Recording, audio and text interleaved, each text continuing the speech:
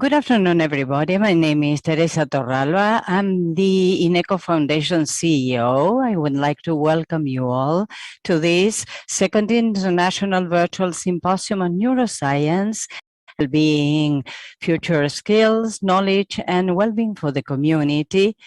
Outlook for the future concerning neuroscience. In these very complex times, reaching well-being plays a key role in the field of health. Some skills that we think will be key to achieving well-being in our communities are critical thinking, social intelligence, resilience, diversity, digital interaction, creativity, innovative and adaptive thinking, and emotion management. This symposium will be focusing on the role of neuroscience in building and developing well-being and in determining how well-being neuroscience can contribute to shaping public policies in different areas. For such purpose, we will have an interdisciplinary dialogue with different national and international experts in different fields relating to well-being and neuroscience.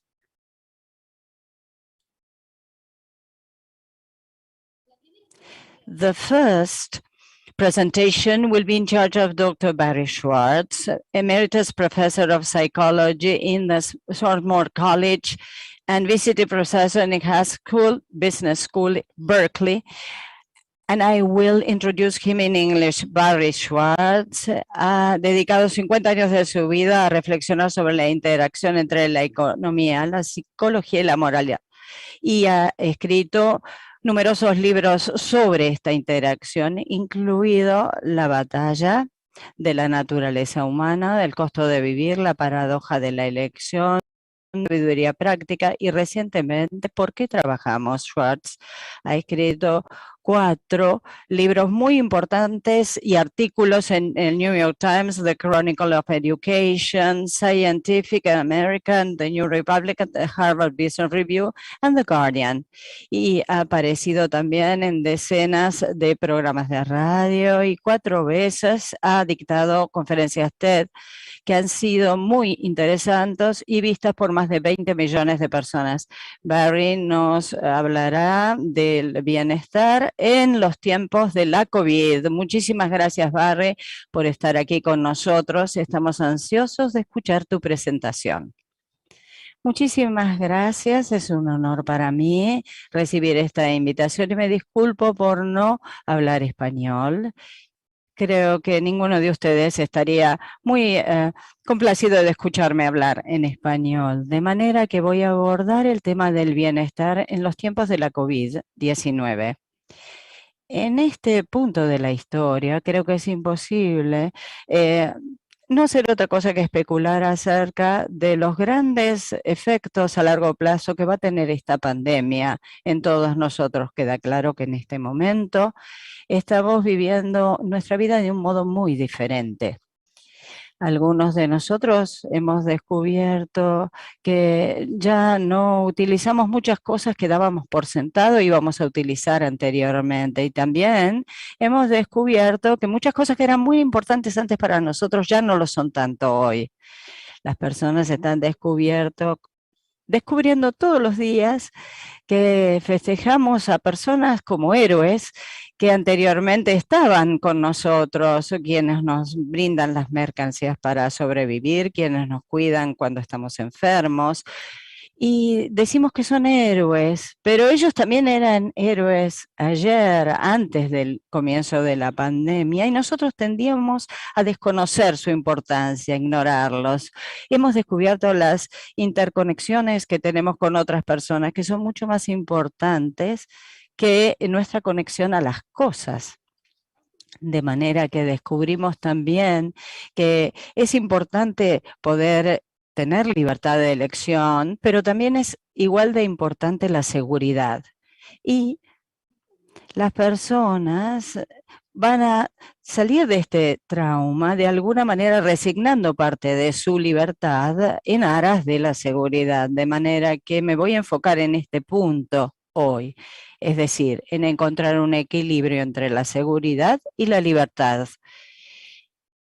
Hacia fines del siglo XX, casi hace más de 100 años, un distinguido biólogo hizo observaciones muy inteligentes acerca de la evolución que daba forma a los organismos. Y esas observaciones tenían que ver con la habilidad que tenían estos organismos de adaptarse a su entorno circundante, donde ellos vivían de manera precisa para poder sobrevivir, utilizando habilidades cognitivas, teniendo en cuenta también que la seguridad en esos casos era mucho más importante que la riqueza.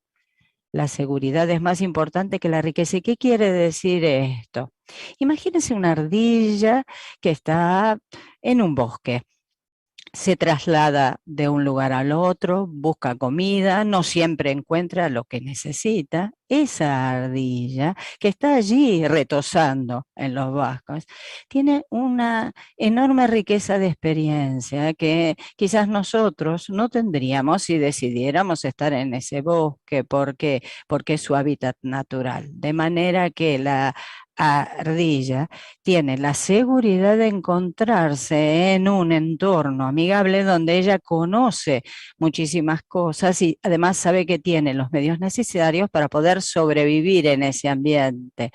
El punto de este biólogo fue que hay una concesión entre la evolución y el desarrollo del sistema sensorial que nos permite sacar el mayor provecho de nuestras experiencias en ese sistema sensorial nos permite tanto recordar estas cosas tan importantes como muchas veces olvidar. Hay una redundancia en el diseño de ese sistema que de alguna manera produce una gran robustez de las percepciones y de las acciones que son muy importantes cuando hablamos de sobrevivencia. Y esta redundancia se reconoce la posibilidad de que nosotros podamos reconocer tanto a las personas, las parejas y qué es lo que nos está rodeando y es apropiado para que nosotros podamos manejar esos medios y sobrevivir. Las ardillas, esa concesión que yo hablé anteriormente entre la libertad y la seguridad,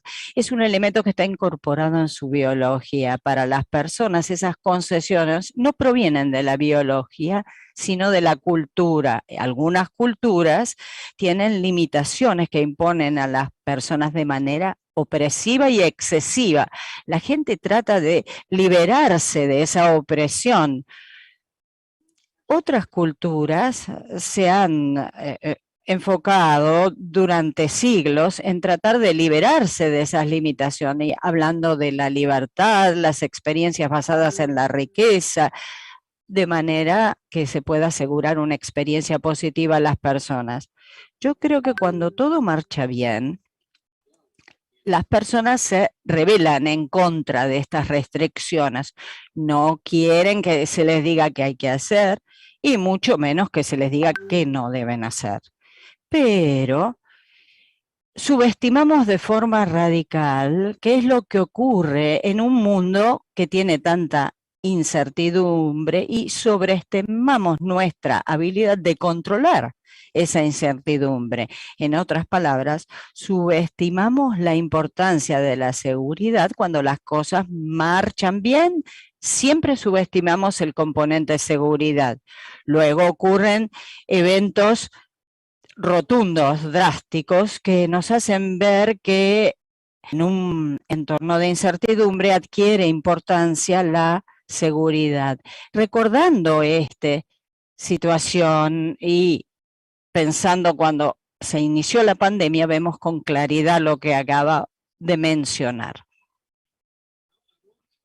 Ahora voy a pasar a un tema relacionado que tiene que ver con las relaciones existentes entre la seguridad y la eficiencia.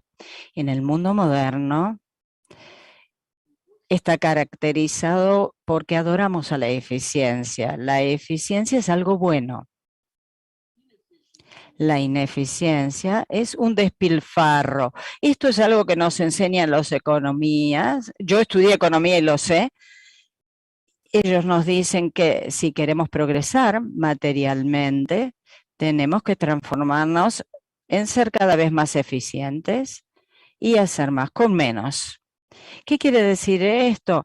Racionalizar los recursos, abordar el tema del cambio climático, la entrega en tiempo oportuno, no acopiar más de lo que se debe en cuanto a mercancías, no emplear a más personas de las necesidades, no hacer ningún tipo de concesiones en el mundo laboral para crear este motor generador de eficiencia.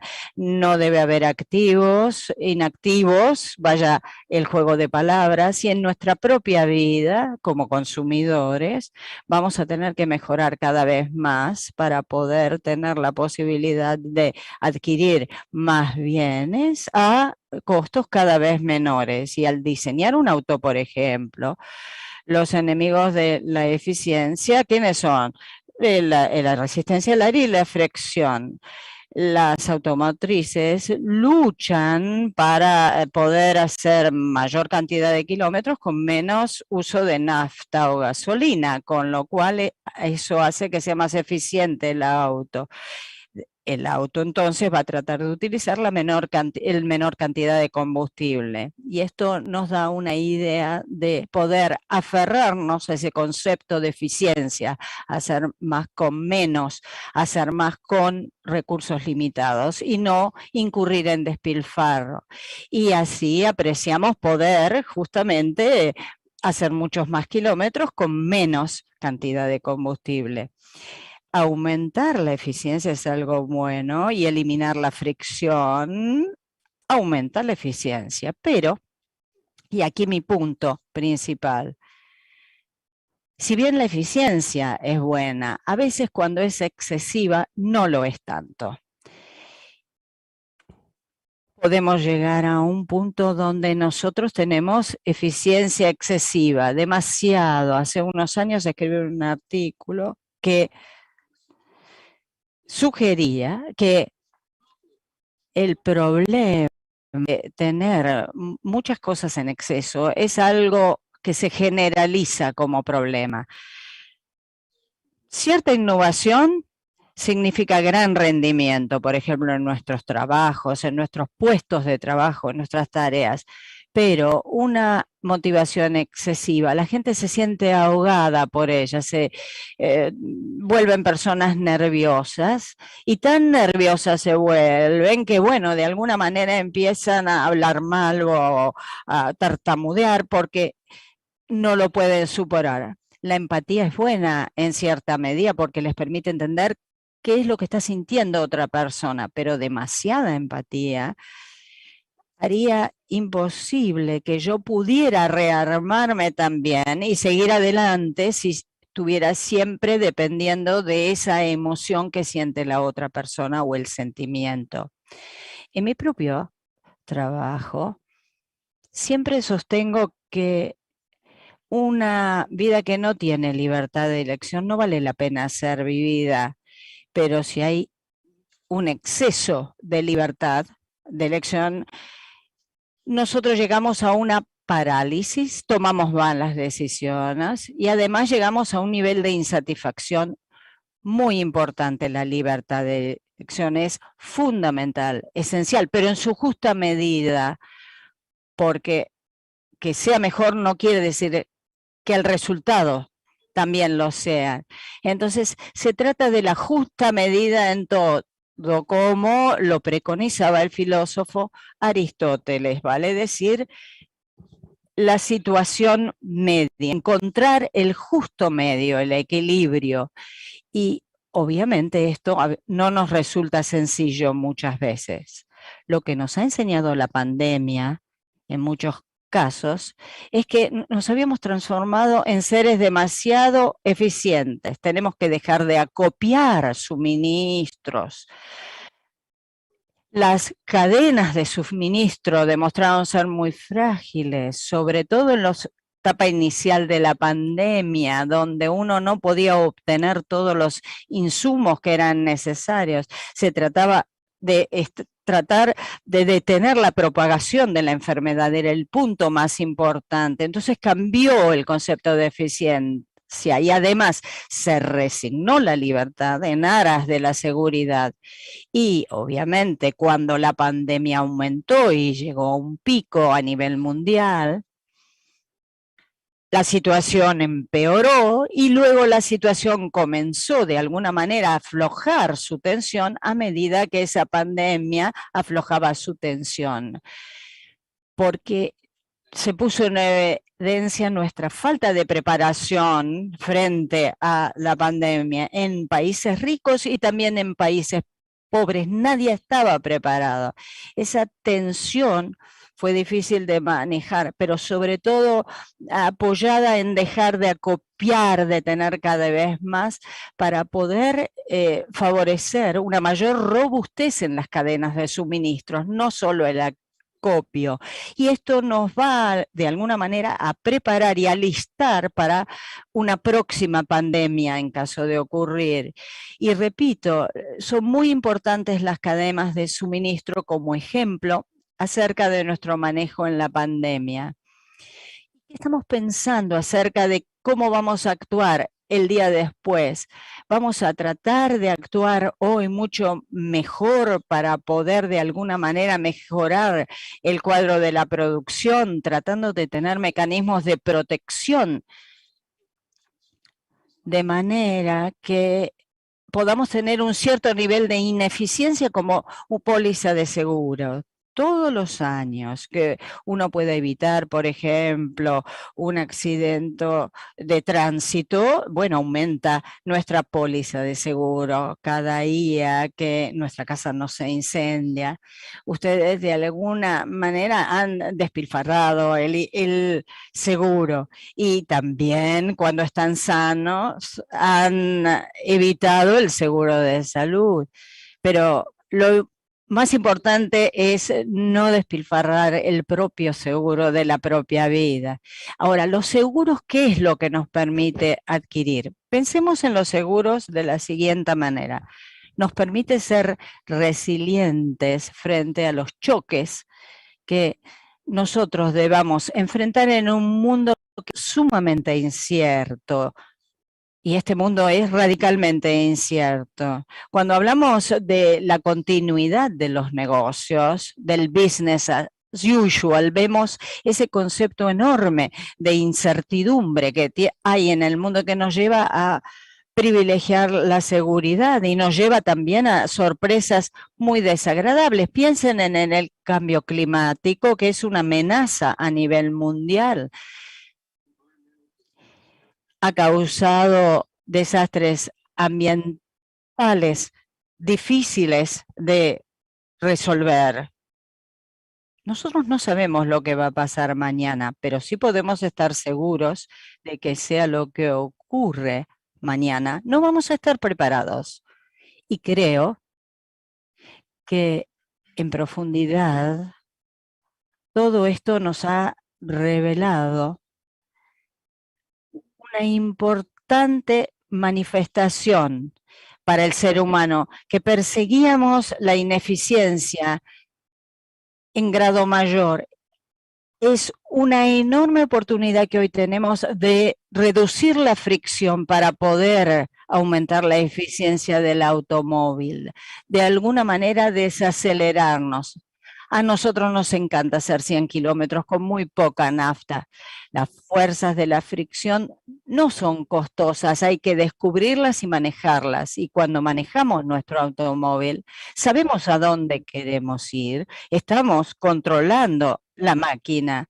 Pero incluso aquí, en este mundo, un poco de fricción puede evitar el desastre, sobre todo si estamos manejando en una carretera donde ha nevado, donde el camino está helado. Entonces, en otros casos, no sabemos dónde vamos, no podemos controlar el auto. Y la pandemia es este ejemplo. Es el ejemplo de un camino afectado por la nieve, donde la carretera está helada y donde el accidente puede pasar en cualquier momento. la fricción, la resiliencia, la robustez y la seguridad hay que incorporarlas en el sistema para que ese sistema resulte mucho más seguro para nosotros y nos permita anticiparnos a un problema tan grande a nivel mundial como esta pandemia. Y si podemos construir todos estos elementos de fricción, robustez, resiliencia, podemos hacer frente a la catástrofe.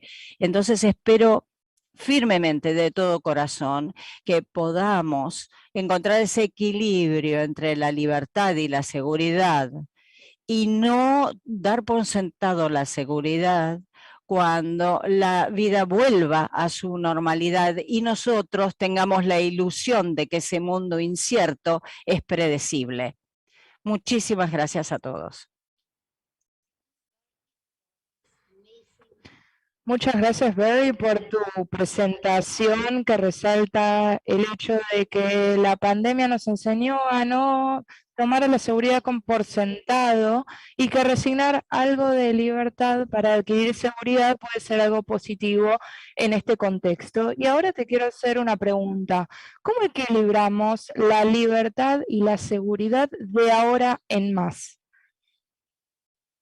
Es una excelente pregunta. Ojalá tuviera la respuesta. Creo que parte de mi mensaje es que realmente no sabemos qué trae el mañana. Sabemos en abstracto que tenemos que prestarle atención a la seguridad, la resiliencia, la robustez, pero no sabemos qué forma va a tomar el desafío del mañana y no sabemos cuán preparados vamos a estar para cumplir con ese desafío. Entonces creo que lo único que les puedo recomendar es nunca tomar a la seguridad como algo por sentado y darnos cuenta de que la libertad que tanto valoramos viene con un precio y que a veces es un precio que no podemos pagar. Y entonces, si las personas son conscientes de esto, entonces van a entender si el sistema en el que viven es robusto, es resiliente, y tiene coberturas de seguridad para afrontar desastres, para que cuando los desastres realmente lleguen, estemos mejor preparados. Pero no hay una respuesta específica a cómo lograr ese equilibrio. Mi miedo es que en nuestros países ricos nos olvidamos que tenemos que equilibrar y siempre pensamos que más libertad es mejor que menos libertad, más eficacia es menor que menos eficacia. Y esto puede ser un problema.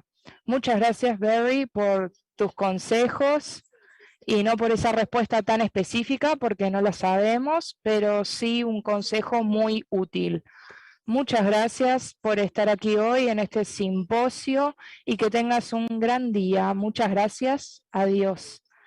And now we are going to give the floor to the next session, the roundtable for public policies for the world to come, which will be moderated by Fernando Torrente, Director of the Institute of INECO and Director of the Department of Cognitive Psychotherapy in INECO. Briefly,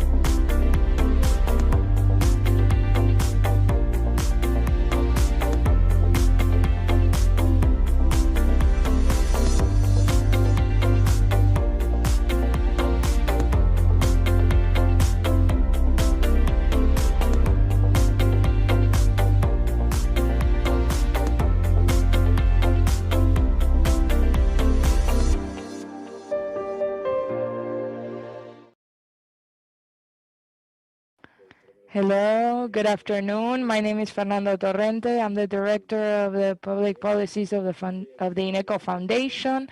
I'm here coordinating this roundtable for this symposium that has the topic of well-being and its relationship to public policies. Today we have two guest speakers that are going to give their key lectures, Rosa Surinac and Andrés Malamud, and we're going to be discussing how well-being is related to public policies. So historically, we've thought that well-being is a private issue of the individual agenda of the people, of each human being who takes care of their own well-being. And it wasn't an issue that wasn't part of any other discussion for any other agenda. It wasn't in economics, in the law, in organization, in society.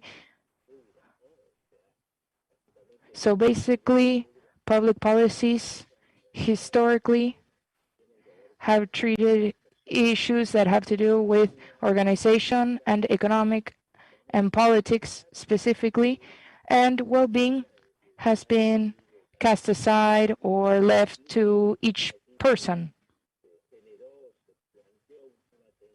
Many times, the relationship between state, individual, and how well-being is related to the state and individual. So when we think about social well-being, historically, it's been related to social benefits as regards salary, protection, rights, and historically it's been an important agenda in politics, especially in the 20th century, where the state, the government, has tried to address that issue. There was a more subjective dimension, and now we have other issues like emotions, mental health, relationship between people, bonds between the people, what protects us, what takes care of us, that maybe didn't make up the agenda of the governments or any public policy. And this has been changing in the last years. This issue of well-being, emotions, mental health has changed because our way of thinking has changed. Of thinking how we design public policies, bearing in mind this dimension of the individuals, the people, that they're not just rational players in a world organized through regulations and rational politics, but that above all, we are humans and we act as emotional human beings driven by emotions. And that way we seek development and economic well-being. And it has to do with happiness, satisfaction. So public policies, the agenda of public policies has opened up the game. COVID has opened up the game on how public policies play a key role in well-being, in happiness, in resilience. All these issues with the pandemic have even taken a more important spot.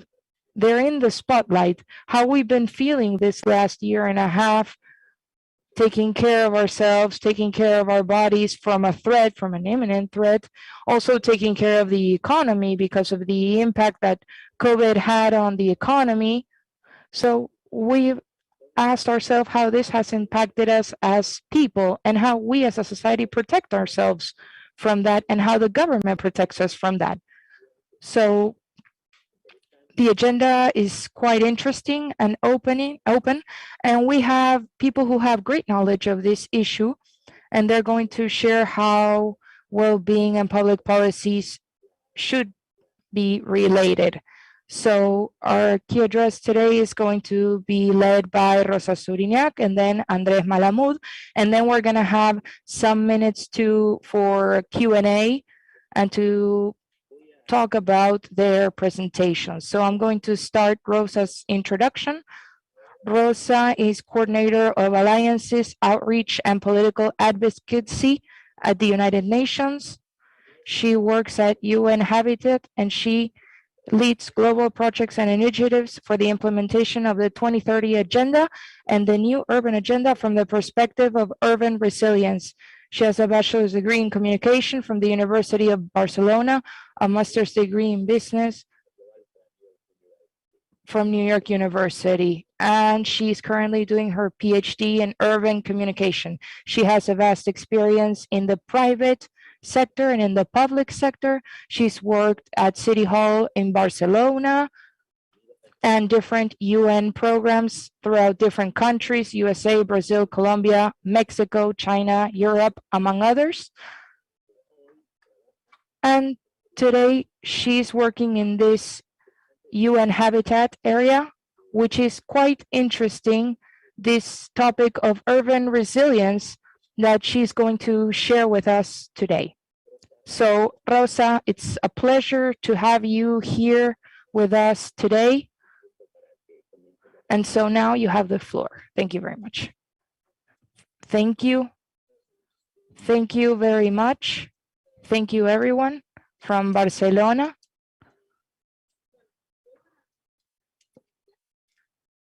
So to go on with this introduction that you were mentioning of how working in the private sector and the public sector and how the public policies really need to embrace this concept. And there's been a great outburst to really understand what this meant. I'm going to present 4 slides to explain from the perspective of urban resilience where we put the focus when we're talking about public policies. So I'm going to see if I can share my screen. There we go. We're going to begin here. Perfect. Can you see okay? Can everyone see? Great. Thank you. Okay, so we've seen streets with no people these past few months. We've had to live and cohabitate in spaces which we thought of as our home, but we didn't truly know what it was like to be on lockdown and to stop going outside, to stop being on the streets, and to lock ourselves down in our own spaces. We've seen the collapse of the sanitary system, of the health system on a global scale. We've learned to cohabitate with social distancing.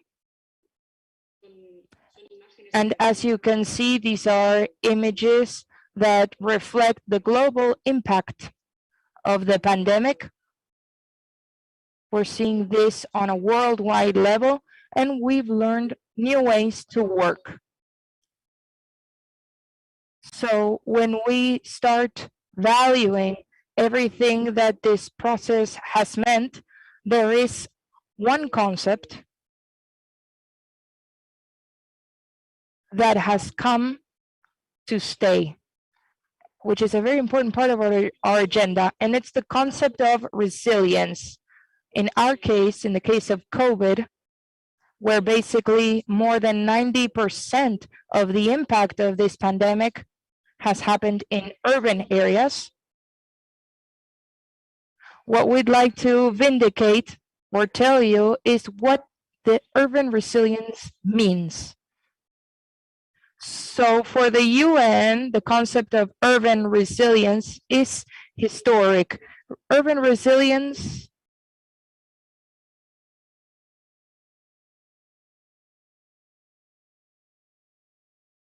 we could say that we've been discussing urban resilience for a little less than a decade, from the year 2012, more or less.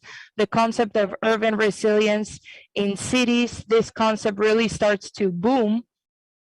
And it usually always comes after a crisis. We saw the moment of Sandy in New York, Hurricane Sandy in New York. And so through natural catastrophes is where we start creating networks where we start to see how we can achieve well-being and that ability to make to keep a city working as it does every day. So this is a concept that we've been talking about internationally for more or less a year, and it can be understood in many different ways. But basically, it's present in all these international frameworks, as all the Sustainable Development Goals and the 2030 Agenda, the Paris Agreement for Climate Change, and how in each of these commitments, we try to maintain well-being and the ability of the city to keep working before and face any impact or any crisis. So what is a resilient city? There are some global challenges that are quite evident, quite obvious, and are going to be even more obvious in the next years. We have the rapid growth of cities on the one side, what we call rapid urbanization, specifically in regions like Africa, South of Asia, or even Latin America. And we believe that there is an uncontrolled growth of the urban population without any ability to be able to apply public policies so that it's a controlled growth. And this is a major challenge because uncontrolled growth leads to informal settlements, lack of services. We see that in these impacts in these areas that haven't been urbanly planned have deep consequence in the life of the people, and usually it impacts more on the most vulnerable sectors. So we could say that we have to prioritize this in the next decade.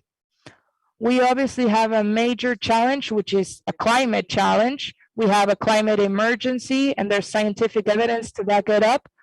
And this is linked to the rapid growth of the cities when we see how there are settlements that are built along the riverside. We know that they are vulnerable to natural disasters because of climate change. And we know that this is going to lead to terrible consequences, such as migrations, population movements, going from inequality to extreme poverty, among other things. But then we have some challenges that have a very important factor related to the self-administration. So what is the commitment that the public administration can undertake with the different urban players? What is the dialogue that the public administration establishes, not only with small groups or communities that live in urban areas, but also with those groups that have power to make decisions? So the private sector, the academic sector, for example, and how they can work together and create joint projects. And on the other side, it's the ability of these local governments that sometimes we demand answers or we demand abilities to city halls or local districts. And sometimes we see that their competencies or their rights in comparison to the national government are quite low. So they don't have the resources. So there is an evident limitation. So we see that this resilient city is capable of evaluating, planning, and executing. So in these three stages is when we realize that the fact of incorporating policies have to be linked to these three stages: evaluating and planning, and the post stage, which is acting or executing. And that's where we are today. We are acting, we're executing in the middle of the COVID crisis, but also with the objective of recovery and truly seeing how we recover in an eco-friendly manner, and so that we can see a transformation. So what is urban resilience? For us, it's a measurable ability, a measurable capacity. Urban areas, cities as such, have the ability to measure their urban resilience. It's that ability of the urban citizens where the population can maintain continuity. And when we say that it's measurable, it means that we can, and it's embedded in the program and the methodology, we truly can identify the strengths and weaknesses in a structured and measurable way in order to take action and execute. So this resilience, which seems tangible, doesn't seem tangible, seems superfluous, is really the ability of analyzing the city through the scope of planning and through the scope of action and recovery.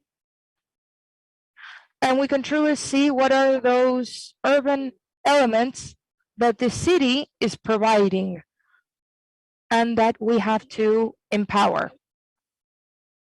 Therefore, we underline the following points whenever you want to work with any city along these lines. These are basic core principles, which are very interesting indeed, because somehow they are helping us develop core principles for public policy making.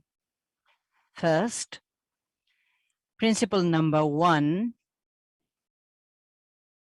has to do with resilience, being the ability to overcome any shock. It's not a condition, it is a state. This means that cities are changing, and resilience is not eternal, resilience is not fixed, it is fast moving, it is always changing, there will be present and future changes. Therefore, the shock and impact of resilience may be greater or lesser, depending on the overall environment. What does this mean? That the ability to manage and implement plans, strategies, actions, and the like has to do with being flexible and being specific for their own context. Number 1, to be able to try to reduce actions and plans to the minimum and to enhance flexibility in the implementation thereof. This means to take fast administrative decisions, to open up different dialogues that are flexible with different decision-making levels, because this is the dynamic nature of resilience and ever-changing resilience. This is of the essence for you to take into account. On the other hand, principle number 2 has to do with the so-called systemic city approach.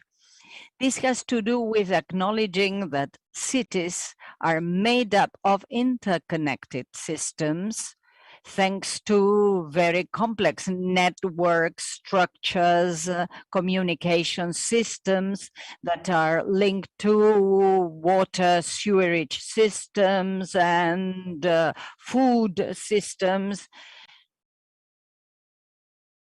We also know that all this has a major economic impact and also a health impact.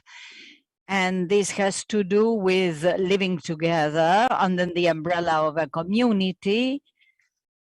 And therefore, if cities are interconnected, public policies emerging from such holistic vision should have a positive impact in the future. This is a major challenge indeed, because as you know, we have been working along the lines of democratic systems in my country, and from the administrative organization of government, we are divided into departments and areas such as civil protection, health management, and the like. Therefore, government actions should be interconnected, having a streamlined vision, as if we were trying to see this big picture being cut into cross-sectional sections, and this will allow us to cope with the shocks in the future. Principle number 2. This has to do with participation, how we can open up participation in planning and governance. We have seen that a resilient system that may react quickly vis-a-vis different shocks and impacts focuses on experience and knowledge about our communities. Think about your neighborhoods, think about your own neighbors. You living in a specific district or neighborhood, you are the best person to tell me if you are familiar with your neighbors. Organized communities, schools are also elements that will help us open up and put into question planning in a participatory fashion, in an organized fashion. Here, we are not also considering citizen involvement or public policy development, but also responsibility and accountability for the development of such actions. I mean, we can be successful or not, and that ability and skills that will make us successful or unsuccessful is based on opening up towards participation and empowering communities by giving out funds to these communities. Because many a time we mention participatory processes, but this has to do with the idea of citizen responsibility and involvement and supporting such citizen participation with adequate and appropriate funding. Principle number 4 has to do with something which is along the lines of principles 1 to 3. And this has to do with commitment by all agents involved, public, private initiatives.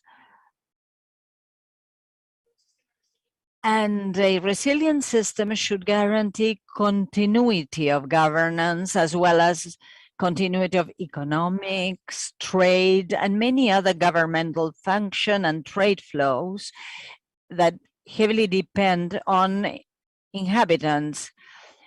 All major actors and stakeholders are allowing cities to roll on, develop, grow, and evolve. And last but not least, our last principle, number 5, before closing.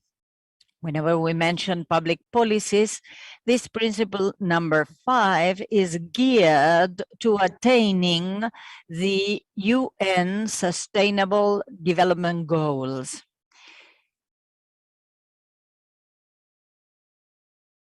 Any change or recovery action taken along the lines of resilience that may be creating a new risk or a new vulnerability should not be understood as resilience. The creation of resilience must always be geared to encouraging, safeguarding, and supporting the UN Sustainable Development Goal, SDGs. All these approaches concerning resilience should guarantee that efforts should reduce risk and relieve vulnerabilities. think about your cities. Maybe we cannot have sustainable mobility because it's very difficult to manage traffic in the cities. And we take an action that is creating an additional risk. This is useless. For instance, if we want to enhance any specific part of any city, to the detriment of other parts of the city because we're creating more vulnerability there or more risk. So not all recovery action may be considered as a resilience-based action. Again, resilience is a synonym for reducing vulnerabilities, not enhancing or increasing them. Therefore, we should guarantee that human rights are enforced, duly enforced. We, from this UN Habitat approach, which is highly holistic indeed, want to go hand in hand with cities, accompany them along the lines of profiling resilience. We are creating specific urban resilient profiles so that we can see which transformation actions will be positive actions that will finally help cities to grow or urban environments to grow. I know that time is of the essence. We have another speaker and then we have a Q&A session.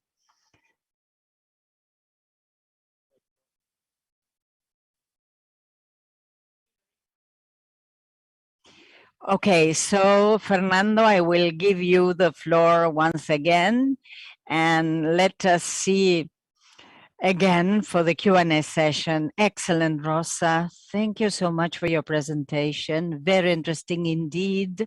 And of course, we shall meet once again in the Q&A session. Now we are going to give the floor to Andrés.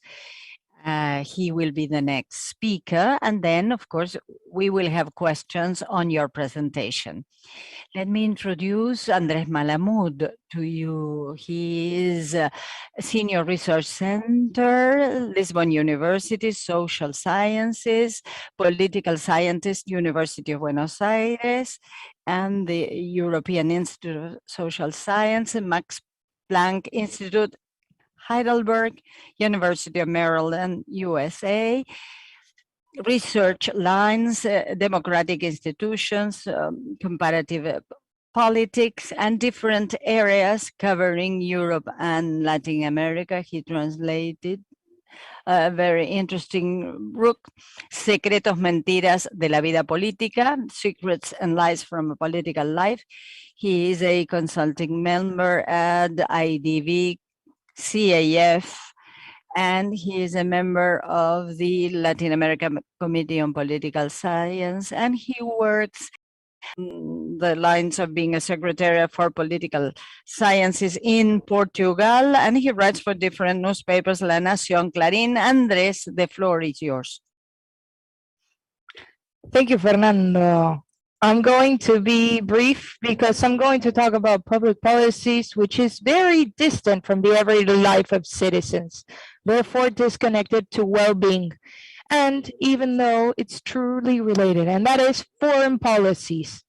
Foreign policies, foreign politics is distant because it talks about foreign countries, but it doesn't seem related with well-being. But a good foreign policy doesn't pay much, but having a bad foreign policy can be quite tragic.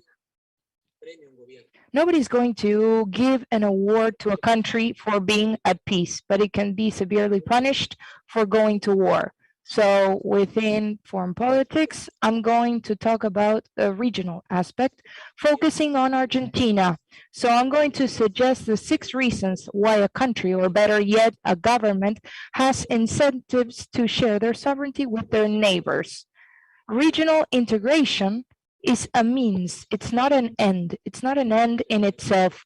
We don't want to be part of the Mercosur because we want to wear the jersey of the Mercosur. We want to be in Mercosur, common southern market, because it's a big market that can generate more benefits than a smaller market. And that's the first principle. That's the first of the 6 reasons to choose regional integration, the scale, the market scale. When countries want to work with their neighbors, it's because generally they think that together they can produce cheaper than they can separately, because a common market allows for a scalable economy, more units of production at less cost.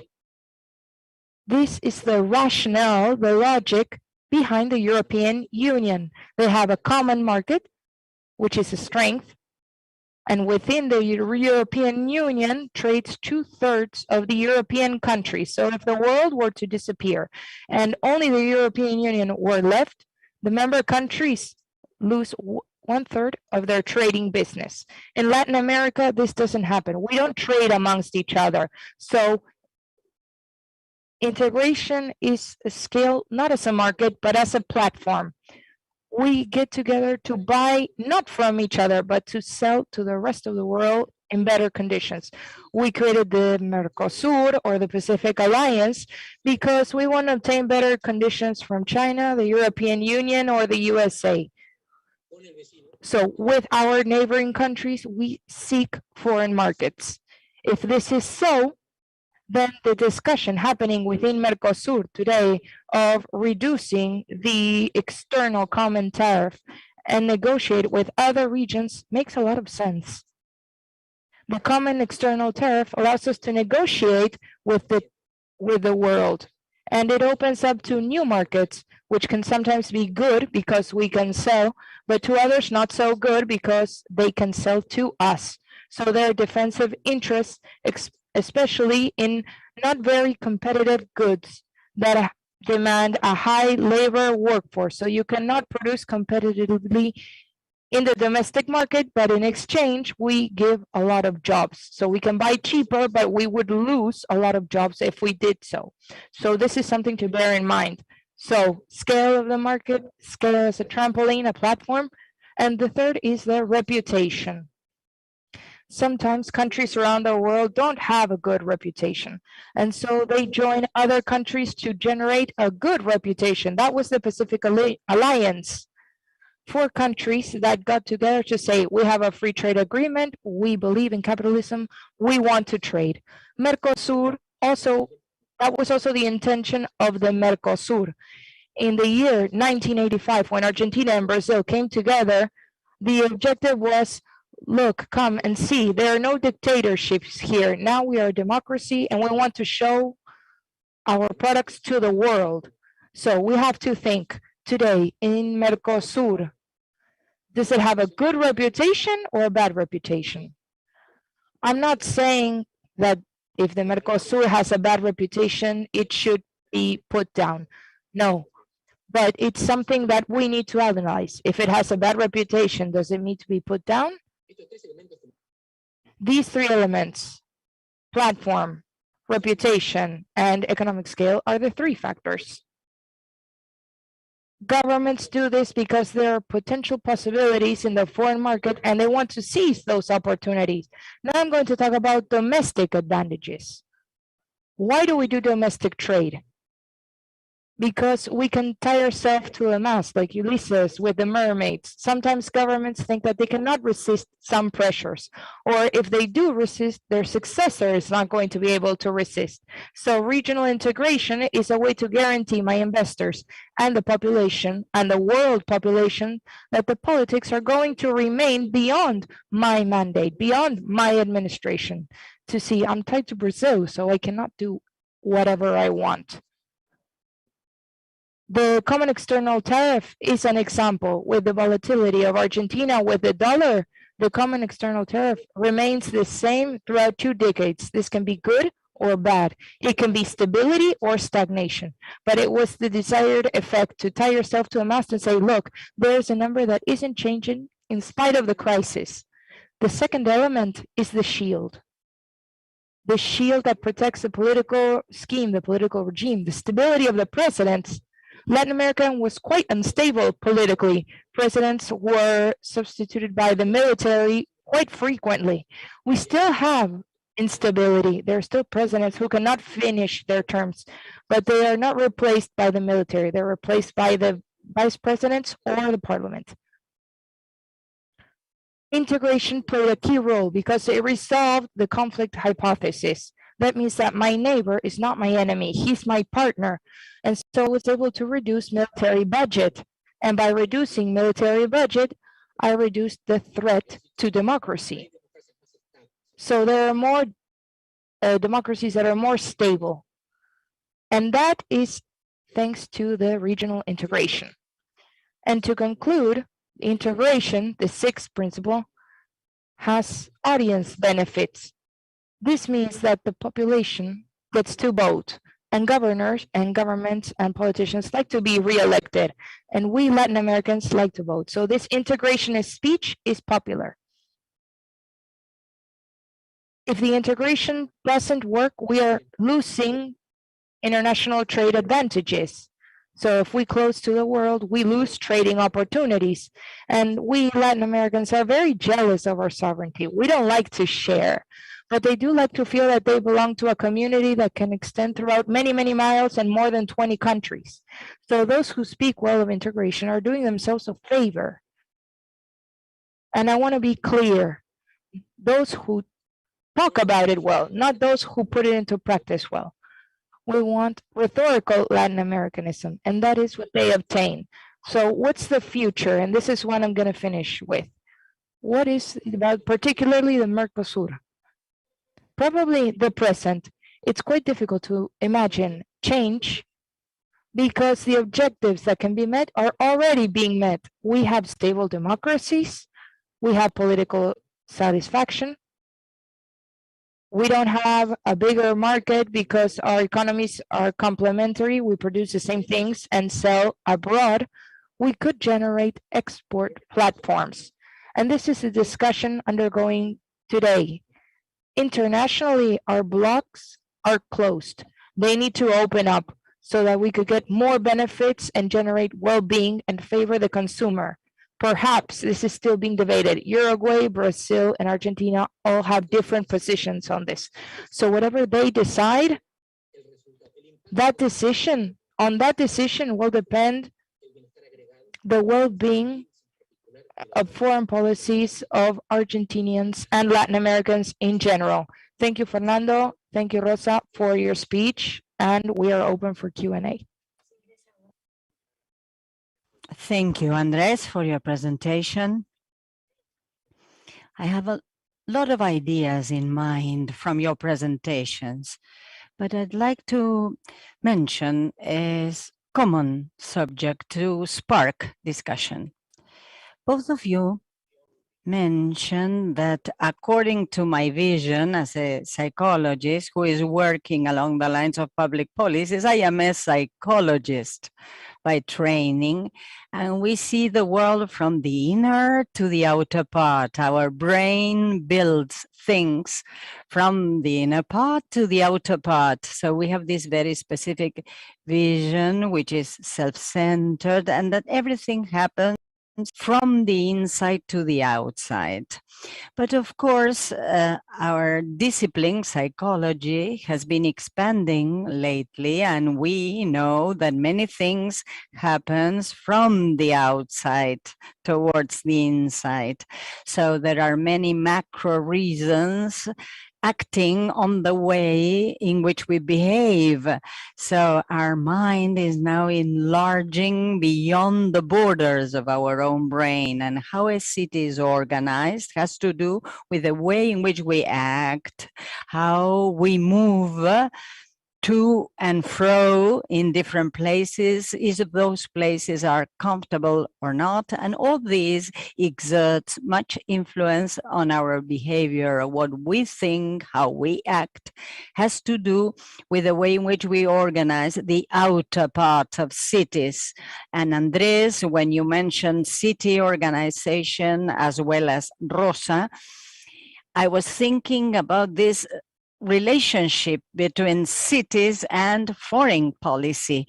And we can see how you mentioned a very interesting relationship between something familiar like cities and something a little bit far from us like foreign policy. So day after day, we can see how we function, taking into account these close relationships. Think about traveling, if we are authorized to do so or not, if we are subject to specific restrictions. So we can see that we have to negotiate all these issues at macro level, and we find out that foreign policy is also of the essence for our micro vision, in this case, cities. So I really take this vision from you. My question in this regard is the following. Rosa, you mentioned these 5 principles very clearly indeed, and Andres, you mentioned 6 bullet points on the benefits and impacts of a regional integration policy. All this that you have just mentioned so clearly, how can we really put all this in place in the field of the true and real policy? How much of this vision that you have shared with us has a specific impact on the lives and livelihoods of people living in cities? And I'm thinking about government officials and decision makers making their decisions, putting in place their policies, having all these ideas in mind, macro and micro environment. Public policy makers, are they aware of this close relationship between these two environments? Well, in my case, in relation to all levels of government administration, I should say that here I am representing a multilateral system because I work for the UN, and globally speaking, we are on top of this ladder. Therefore, it is very difficult to have a positive micro vision when you are placed on top of a ladder, having a macro vision. According to my experience and own perspective, when you talk with a local government, for instance, a local government official, of course, we can see that the awareness about the impact that you mentioned is absolutely different from the vision that may have a federal government official or an official from a multilateral agency.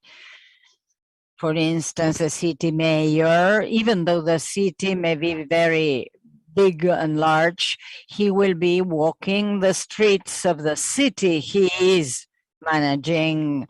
When you talk with the politicians that have, tread on different steps of that ladder, different levels, generally say that the hardest part of any government policy is the local policy. At local level, it's very difficult to move forward, and of course, they have a clearer vision. However, it is true that we must distinguish the following challenges according to the different countries and territories. It is true that political changes and political agendas are different. So we may say that local governments are nearer a microvision, but we may have seasoned politicians at macro levels also being aware of these objectives that should be put in place, the actions that we have mentioned. Therefore, I see some distinguishing traits between the different steps of the ladder, top and bottom, and also the technical or non-technical issues. And when I say non-technical, I say government issues, political issues. Thank you, Rosa. A comment on this regard, the relationship between the individual and public policy. These are two different analysis dimensions. We have the decision maker and the person who implements the policy, and then the citizen, the individual level benefiting from that policy. I'm not giving names. Foreign policy, political analysts are considered the most important people there, and they regard themselves as the most important ones.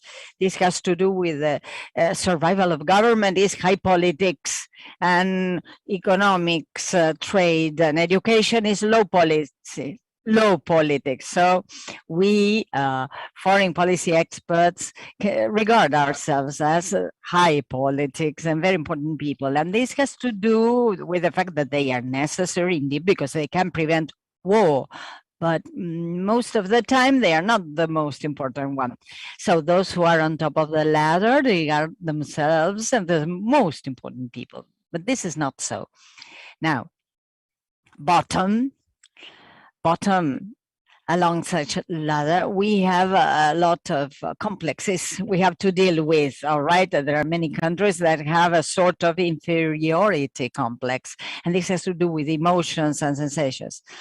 And let me share an example with you, Brazil. Brazil is a big country, but they have a complex of the dog street that is turning cans in the street. And they call it in Portuguese vira-latas. That is to say, the dog that is turning cans to see if cans have food. A friend of mine, a Brazilian academic, was in Paris in the subway, and he was talking to an old lady, a Parisian old lady, and the old lady says, "Oh my, you are Brazilian, what a country, Brazil. It's a chaotic country, underdeveloped country." But this friend of mine, a renowned academic, was feeling very bad about the old lady's reaction. If he were Argentine, he would have said, "This old lady knows nothing," because we are very proud of our country. So you see, that image is projected into the psyche of citizens. So sometimes foreign policy is generally overvalued. We give foreign policy much more weight than the weight it truly deserves. What you have just shared is very interesting indeed, and this has two egos: what we do, where we are, which our place is in society, and we see the world in a limited fashion. And when you mention, Rosa, this ladder, and being on top or being at the bottom is very important indeed, the high politics or low politics, as Andres also mentioned. So we perceive things through a very different lens according to the way in which we manage our ego, and finally the way in which politics and policies are managed. So I have, before closing, two questions, one on urban development, which is the role of mental health and mental health discourse and speech in your specific field, urban resilience. We have been talking about health from the pandemic up to the Olympic Games. Do they have a right to stress people by giving them out a very tiresome political discourse? And Andres, you work in foreign policy. Is this mental health discourse present in your field is yes. In my country, we do have this discourse in place. A very interesting discussion has been developed regarding mental health, especially taking into account the medical aspects when we mention mental health, and taking into account the WHO mandate and principles, the World Health Organization. It is absolutely true that the pandemic has really put into broad light the integral and comprehensive health of individuals, physical, mental, emotional health, especially when we take into account the goal of sustainable development. This is very important. Therefore, we know that there's an urgent need to take into account this discussion between public policies and health, generally speaking, and mental health particularly, the use of public space, the integration of mobility at large, acoustics, layout, city layout, and many other elements that have a direct impact on mental health. Again, urban and city planning, urban design, that are not directly related to health, but they do have an impact on health and help us support the idea of developing a better mental health environment. From Barcelona, I can tell you that one of the main projects in place concerning urban resilience is based on a specific concept known as care communities, how we can create specific spaces within the cities, small spaces, which are in fact a network of neighbors, health associations and centers, different organizations, so that citizens living in a city can have appropriate solutions, not only in the field of mental health. And this is remarkable indeed, and we want to have a presence there in these specific centers. Fernando. There are two aspects I'd like to share with you concerning mental health and its impact on foreign policy. First one is madness. Of course, we don't know what Trump was thinking, but we think about Gaddafi and many others in more turbulent environments, and the same applies to Hitler. They made decisions and not being in their full use of their mental powers. So this is bullet point number one. Bullet point number two is decision making in times of stress or under stressful conditions. Politicians must decide in conditions that are absolutely far from reality. They cannot sleep, they have not eaten well, they do not have time to rest, but they should make a decision. How can we deal with this? Well, they should have a rest. They should pay attention to what they are doing, and they should care for themselves as well. Now, this is very difficult to sell between inverted commas to people, because of course, when we talk about holidays or vacation, we say, oh my, here's a politician, he shouldn't go on holiday right now, then we're having so many problems. People, citizens do not accept a politician in times of trouble going on holiday. And of course, we have celebrities, rock stars having the same level of stress, but of course having a different level of responsibility. So this is something we should take into account. Excellent indeed. Andres, Rosa, Andres, thank you so much for your presentation.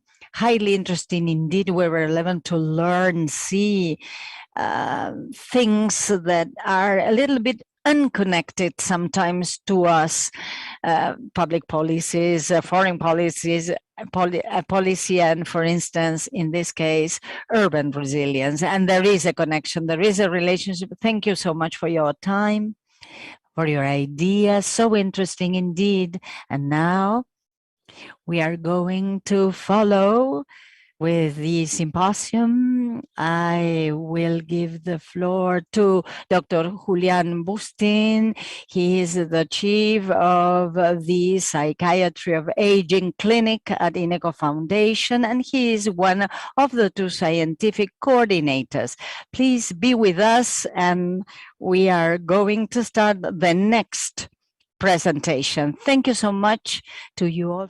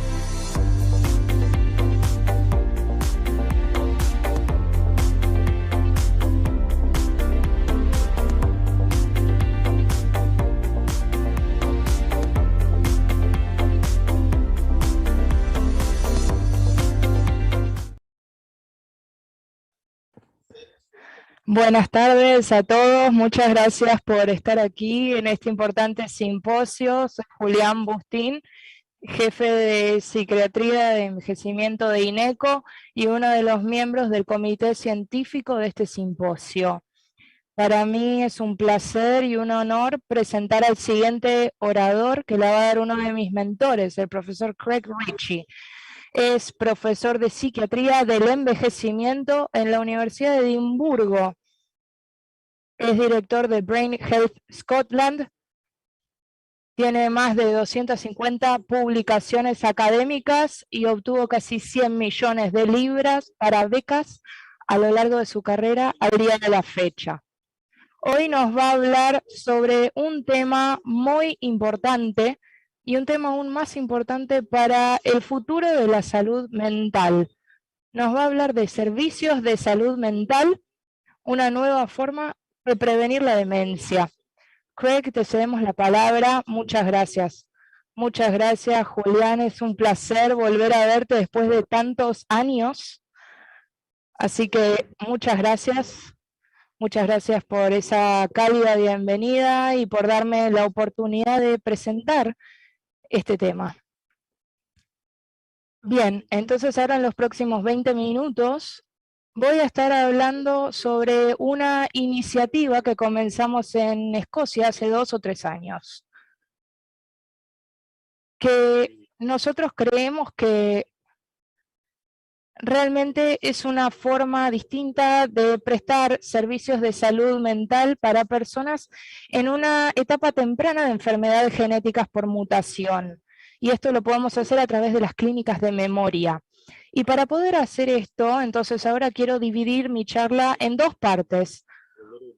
Por un lado, les voy a dar un cimiento científico de por qué pensamos que es importante invertir en diagnosticar en edad temprana y para poder tratar y no esperar a que llegue la demencia. Y también les voy a brindar algunos datos de algunos de los proyectos en los que participé, como el IPA, del Programa Europeo de Prevención de la Demencia de Alzheimer, y el programa Prevent Demencia de Irlanda. Y durante la segunda parte de la presentación voy a hablar un poquito de cómo todas esas observaciones que estuvimos haciendo, cómo las ponemos en práctica. Entonces, bueno, no voy a dar una clase de patología, por supuesto, pero bueno, para darles una base. Todo comenzó con Auguste D., que fue el primer paciente al que le diagnosticaron Alzheimer. El doctor Alzheimer está a la izquierda. En 1906, él murió después de una enfermedad de 5 años. En 1906, hace más de 100 años, se describía post-mortem lesiones en el ovillo neurofibrilar o la placa senil, que mostraban un cerebro mucho más encogido que el esperable de una mujer de 50 años. Y estas son imágenes del cerebro de Auguste D., que padecía Alzheimer. Pero el desafío en 1906 era identificar estas patologías. Para poder hacerlo, se tenía que esperar a que la persona muera. Y recién en el siglo XX se pudo empezar a diagnosticar o describir el Alzheimer solamente cuando entraba en un estado de demencia. El problema era que el cerebro podía protegerse sintomáticamente, si querían, hasta que esta enfermedad llegaba a una etapa bastante tardía.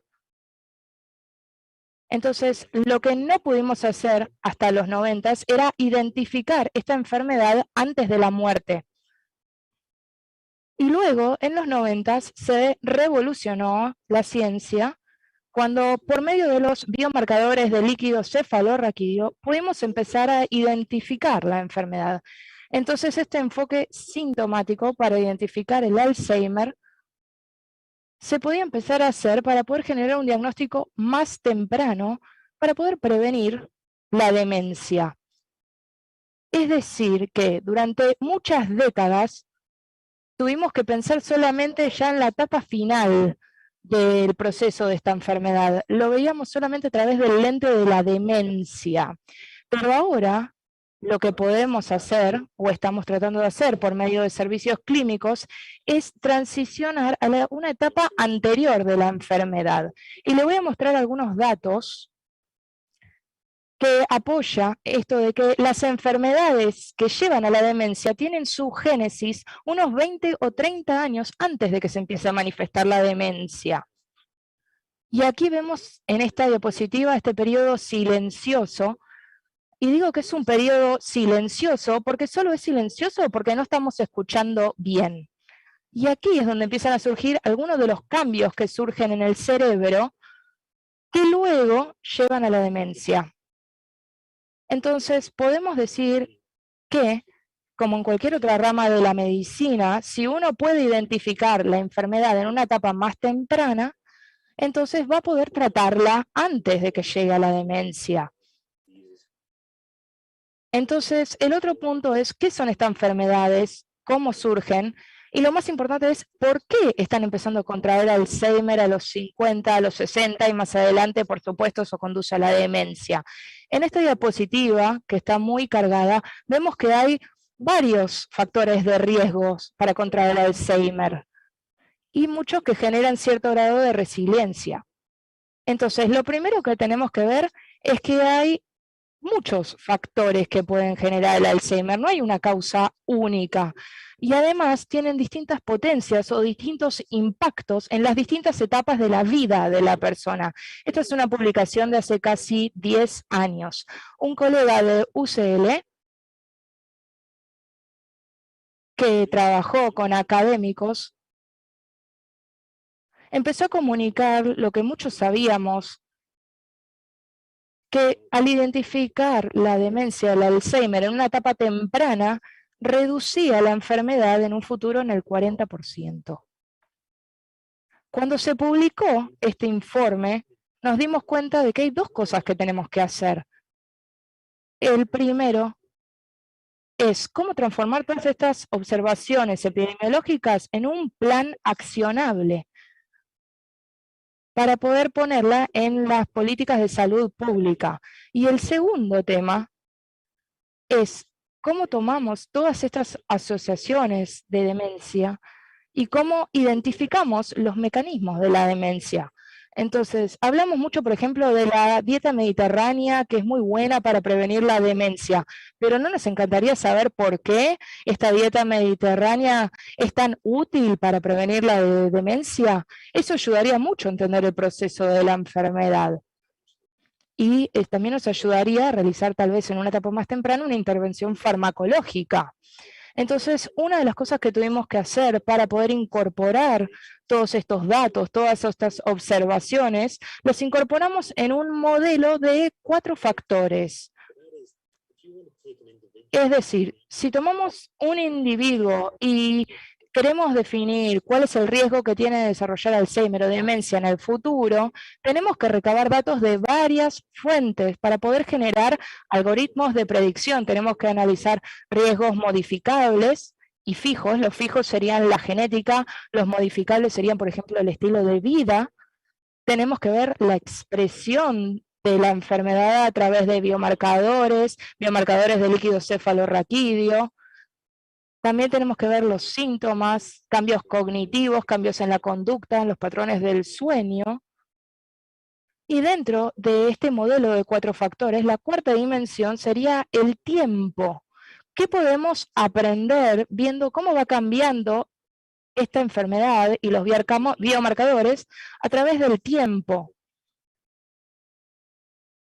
Es decir, si vemos un bajo volumen de hipocampo en un examen transversal,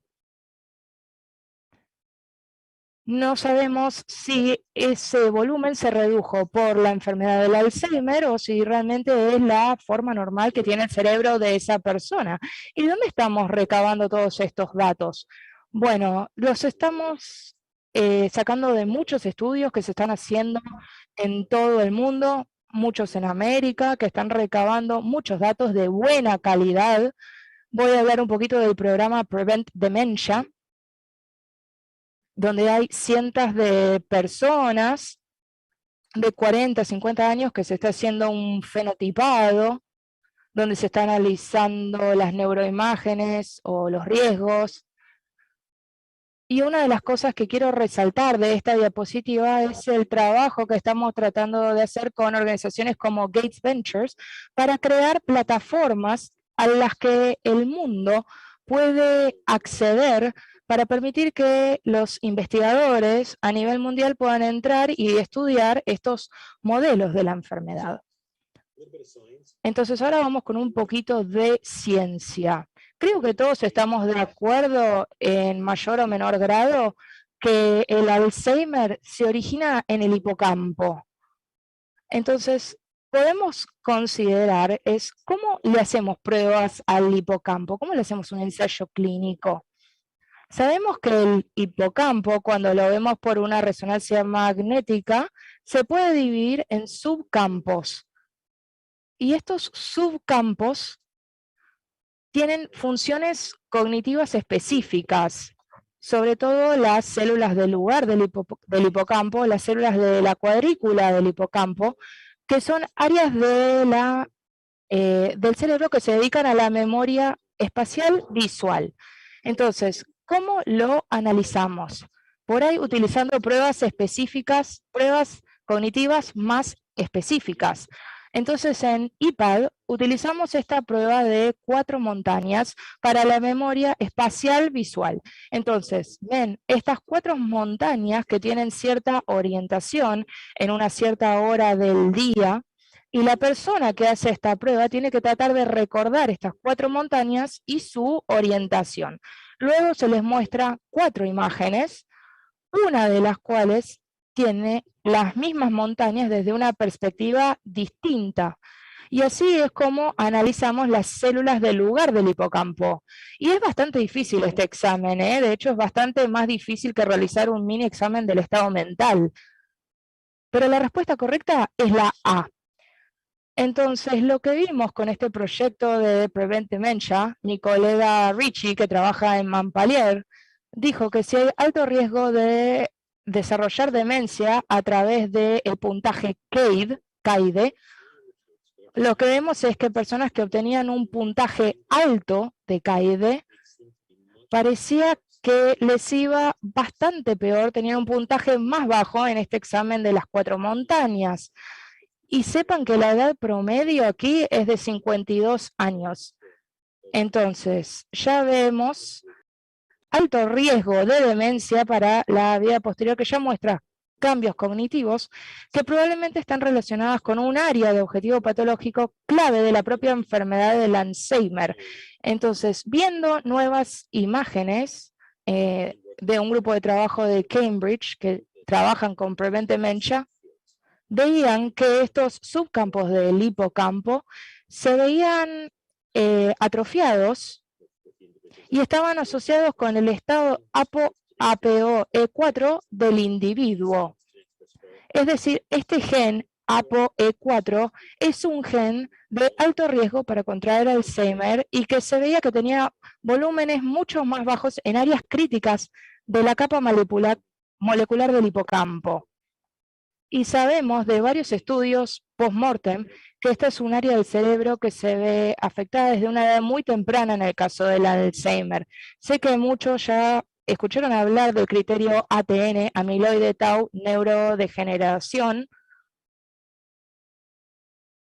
que si está en una etapa más tardía puede llegar a ser grave. Entonces, lo que vemos ahora es que tal vez sea posible en una etapa temprana de la enfermedad, a los 50, 60, poder agregar una generación silenciada y un resultado cognitivo que daría más especificidad a ese individuo que tiene una enfermedad de Alzheimer muy temprana.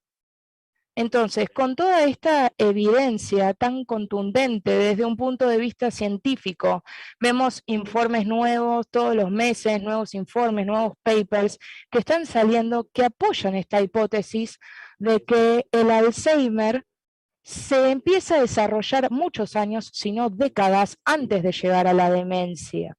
En el año 2018, 2019, realmente yo comencé a pensar, bueno, podemos seguir haciendo todos estos ensayos, investigando, haciendo estudios, publicando papers,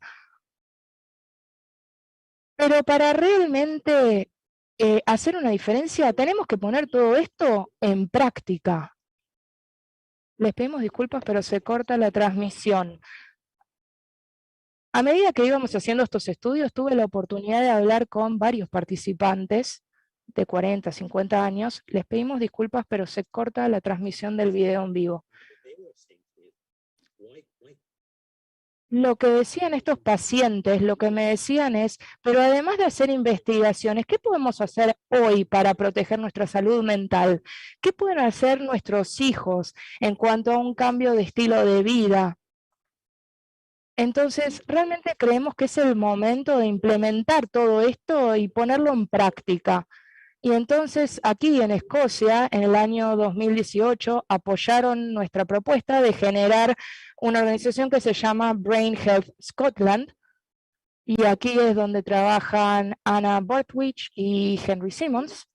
Y lo que hicimos, si quieren entrar a nuestro sitio web www.brainhealth.scot, vimos nuestra marca, nuestro marketing, nuestra comunicación, todo apuntado a personas en edad media o aún hasta los más jóvenes, para poder empezar a generar conciencia en los colegios. Trabajamos más con la salud mental que con la prevención de demencia. Queremos hablar con las personas de la salud mental, que es muy importante en el transcurso de la vida. En el momento, tal vez la gente se empieza a preocupar cuando ya está en una etapa más tardía de la vida.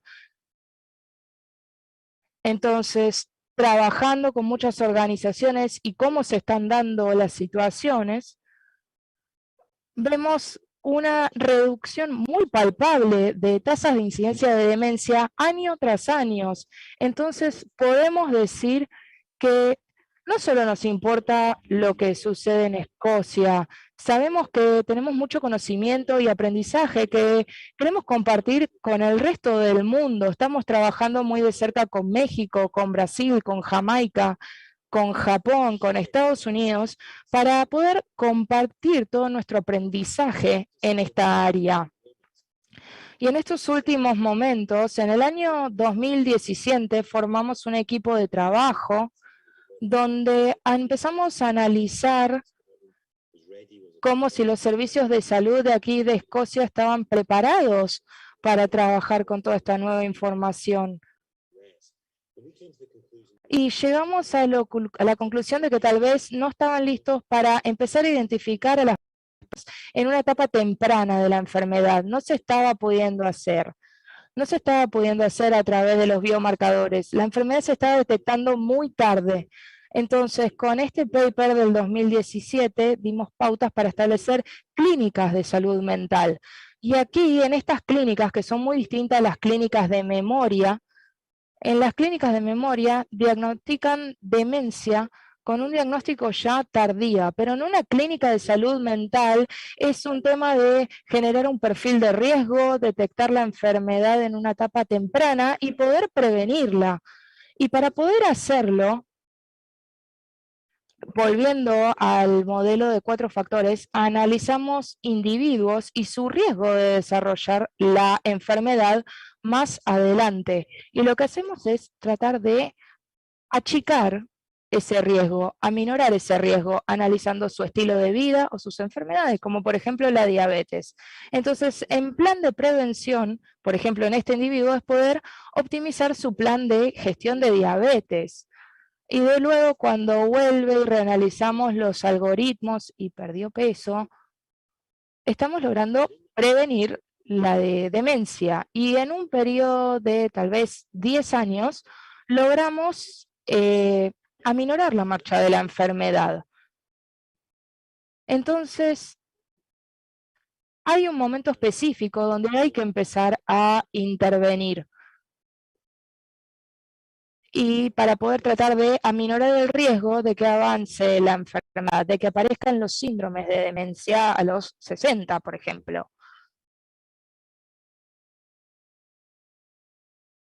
Pero esto, como lo dije, es un mero ejemplo, no es un caso real, ¿eh? Esta es una diapositiva muy cargada, les pido disculpas.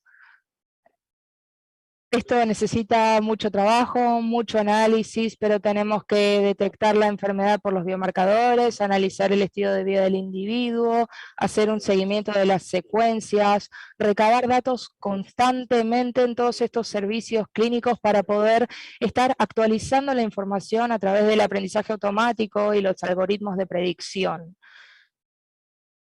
Y esto, ¿cómo entra dentro del ecosistema de salud mental?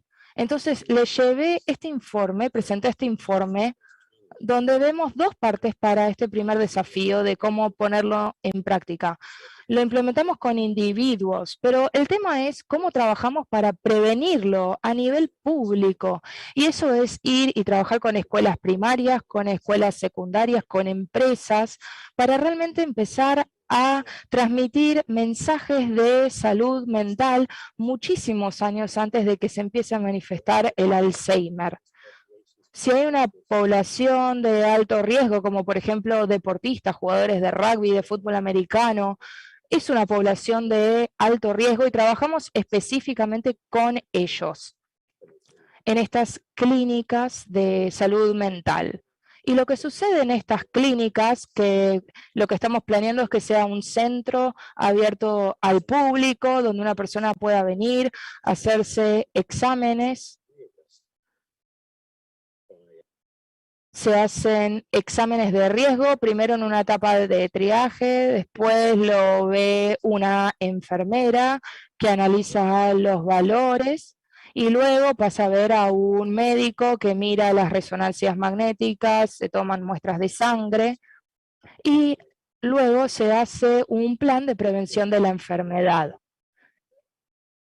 La última diapositiva, entonces, en síntesis, es que vemos evidencia muy contundente de que hay un giro hacia tratar de identificar el modelo o expresiones de la enfermedad muchísimo antes de que lleguen a la demencia, alejándonos del concepto de que el Alzheimer no es un trastorno cognitivo, sino conceptualizarlo como una enfermedad que tiene síntomas cognitivos. Y con muchas fuentes a nivel mundial, con muchos datos que sacamos del programa Prevención Demencia. También le quiero agradecer a la Sociedad de Alzheimer que nos apoyó en el año 2018, mucho antes de que todos creyeran que el Alzheimer se podía prevenir. Y también le quiero agradecer a Brain Health Scotland por ayudar a tomar todos estos datos y ponerlos en práctica para poder recabar todos estos datos y poder llevarlos a la población mundial y ponerlo en práctica. Así que muchas gracias por escuchar y les dejo con una linda imagen de Glencoe un pueblo aquí de Escocia, así que muchas gracias. Muchas gracias, Craig, por esta gran presentación. Tengo una de 3 preguntas para ti. La primera, ¿cómo es tu visión del futuro de los servicios de salud mental? Por ejemplo, las nuevas terapias modificadoras, las nuevas píldoras estimulantes a nivel de la cognición, ¿son viables y qué riesgos ello representa para el futuro? Muy buena pregunta. Estamos en una etapa de aprendizaje en este momento respecto de los servicios de salud mental. Nuestras iniciativas hacen que seamos muy cuidadosos, no queremos dañar ni perjudicar a nadie. No obstante ello, la modificación genética que se opera a través de las nuevas fármacos que permiten desarrollarlo apuntan a no producir daños. Hacemos también una gestión adecuada de la dieta, porque los riesgos potenciales tienen que ver también con los mecanismos de divulgación científica. Como ustedes saben, el desarrollo de las placas amiloides seniles siguen creciendo y esto es una realidad que no podemos ocultar a pesar de la medicación que actualmente se utiliza en las nuevas terapias. Entonces, es importante trabajar en el marco del programa en su conjunto, de manera que las acciones que nosotros pongamos en práctica empoderen a quienes están padeciendo esta enfermedad, de manera que el futuro, en mi opinión, es obvio, porque en todas las ramas de la medicina hoy en día tenemos las terapias modificadoras, el uso de estas nuevas píldoras por las cuales nosotros desarrollamos y estimulamos la cognición. Ahora, si nosotros, por ejemplo, pensáramos en hace 50 años atrás, bueno, era muy distinto el tratamiento que se ofrecía. Hoy en día tenemos nuevas técnicas de screening que permiten inclusive detectar y prevenir el desarrollo de la enfermedad de Alzheimer en etapa temprana.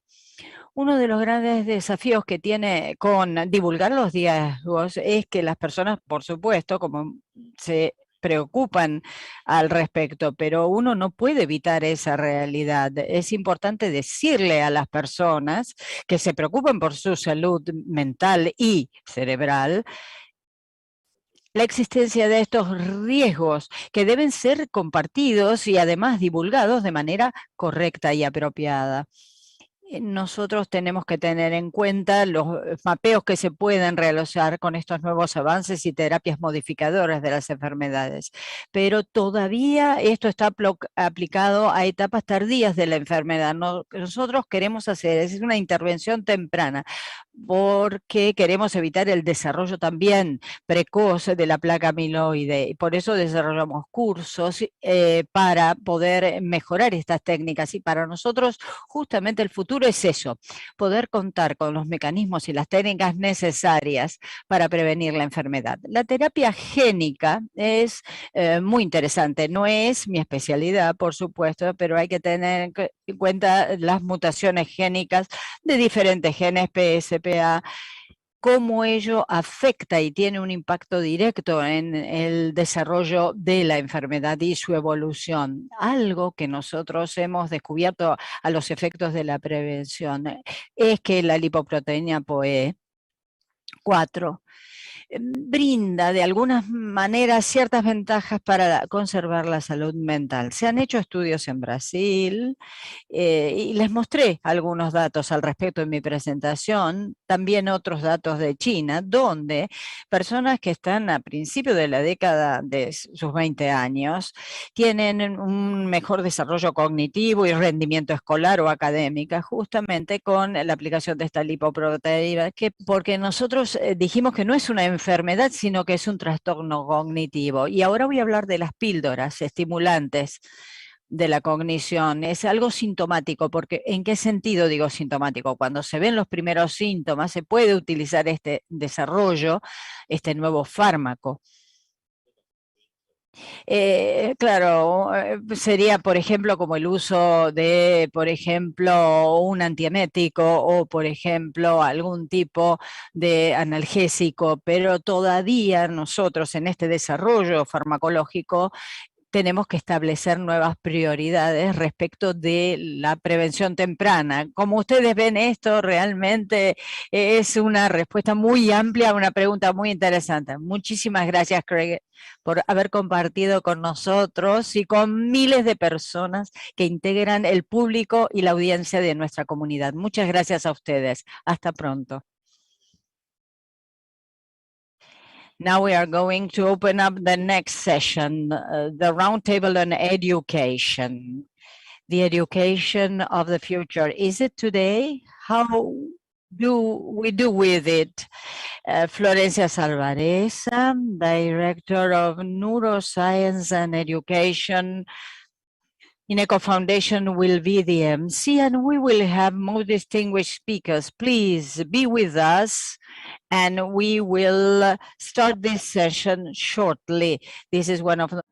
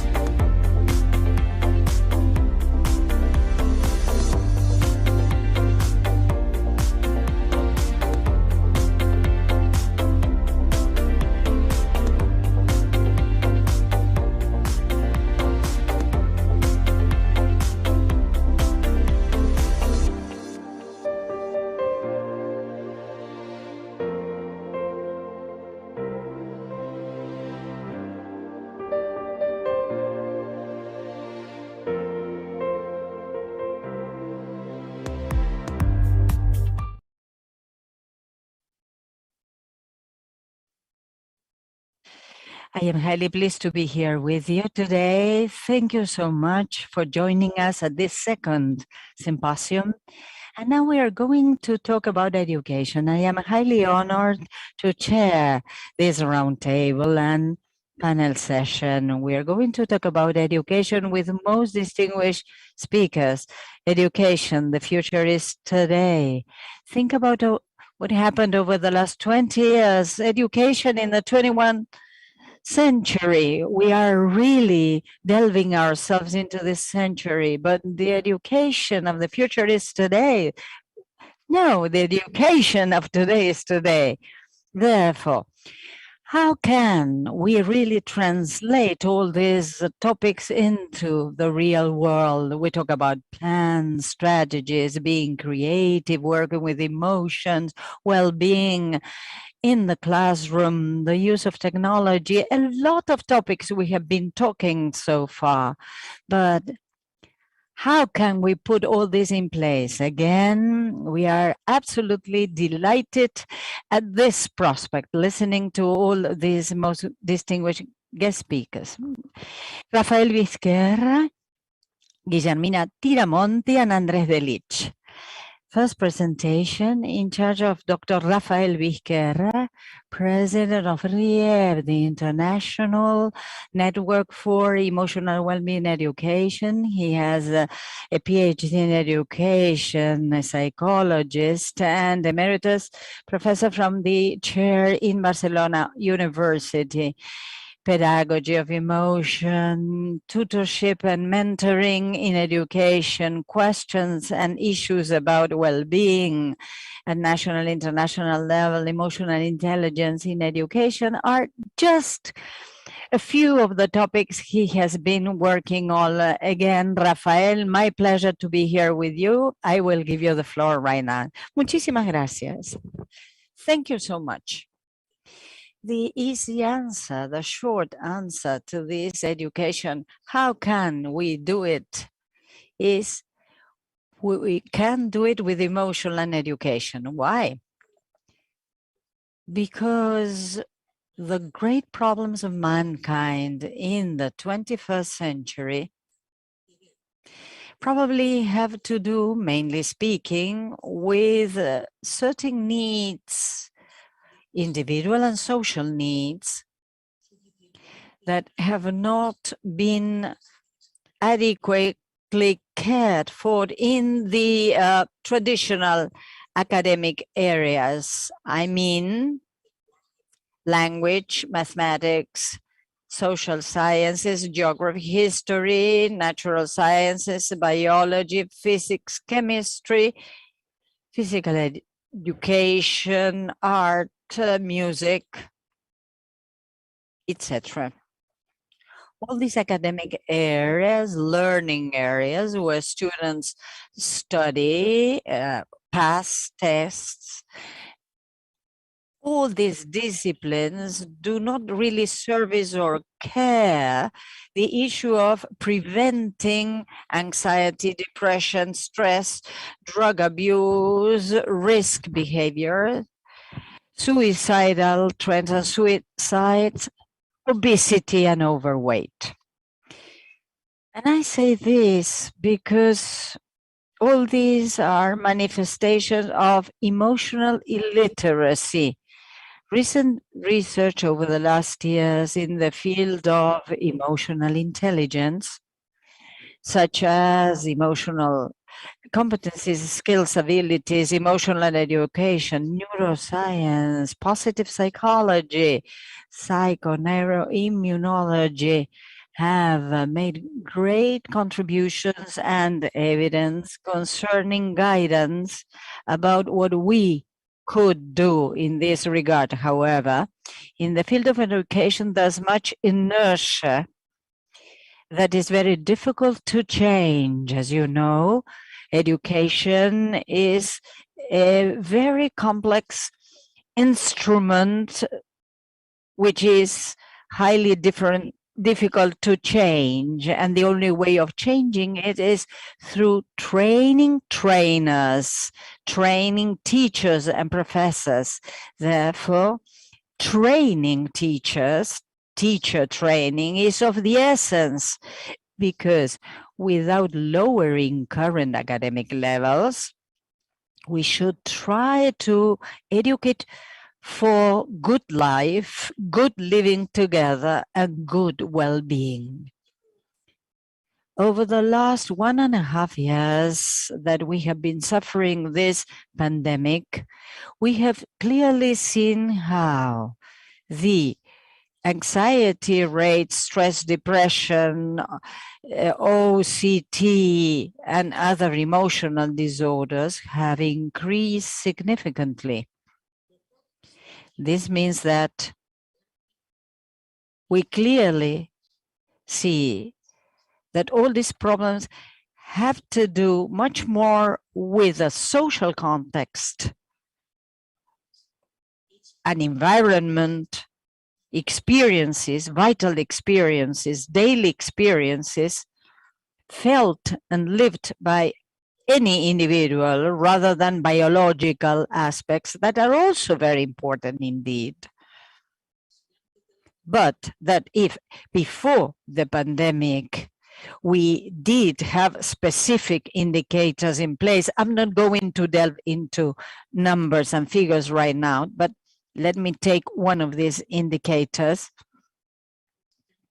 and tell you that the quantity of antidepressants and tranquilizers has increased over the last year significantly all over the world.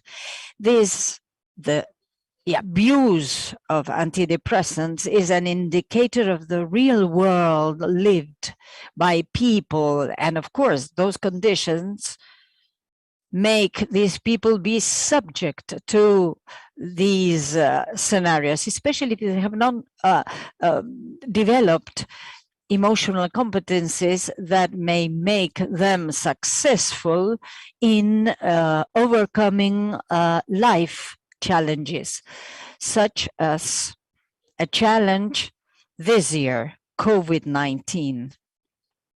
In order to cope with these challenges, it is absolutely necessary to have resilience, tolerance to frustration, patience, and some emotional competencies such as awareness, emotional awareness of what we are feeling inside, and the ability to reshuffle and rechannel our emotions appropriately.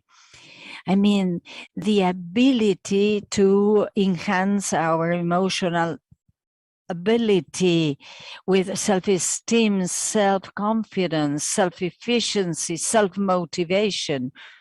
That is to say, basically speaking, emotional autonomy, capacity and ability to relate to other people positively, social and emotional skills and abilities that has to do with conflict management, with respect, with the capacity to negotiate, capacity for negotiation, mediation, bargaining, and also the skill and ability to manage our own well-being. We have to bear in mind that within our emotions, we can find the best and the worst elements of our life.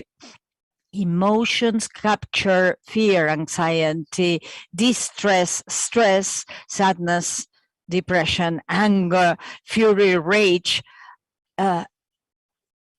elements that are leading us to violence. But emotions also capture the best elements of our lives. That's happiness, joy, compassion, love, harmony, balance, full realization, satisfaction, well-being, peace of mind, and bottom line, happiness. But all this is the final result of a long learning process. Maybe you think that this statement is a little bit funny, but the emotions of the first group are experienced and lived by us inevitably, whereas the emotions of the second block are the result of a long process of self-development. It is very easy to yield to these gravitational emotional forces that take us to the first block or group of emotions. However, if you want to develop the emotions included in the second block or group, you have to flow against the tide, as if you were swimming against the tide or challenging the gravitational forces prevailing on Earth. Therefore, I'm very happy to see that over the last decades, at the very beginning of the 1990s, no one was speaking, or we did have evidence on emotional evidence. Today, the whole scenario is different. We can communicate this idea, emotional evidence, even though there is a much lack of information, training, and explanation in order to really know what this emotional drive is and how we can put in place this emotional initiative. This is the reason why I fully support training trainers in the 21st century, where one of the major problems will be violence such as 9/11 events, a sad event in 2001, or as we call it, the fall of the Twin Towers in New York.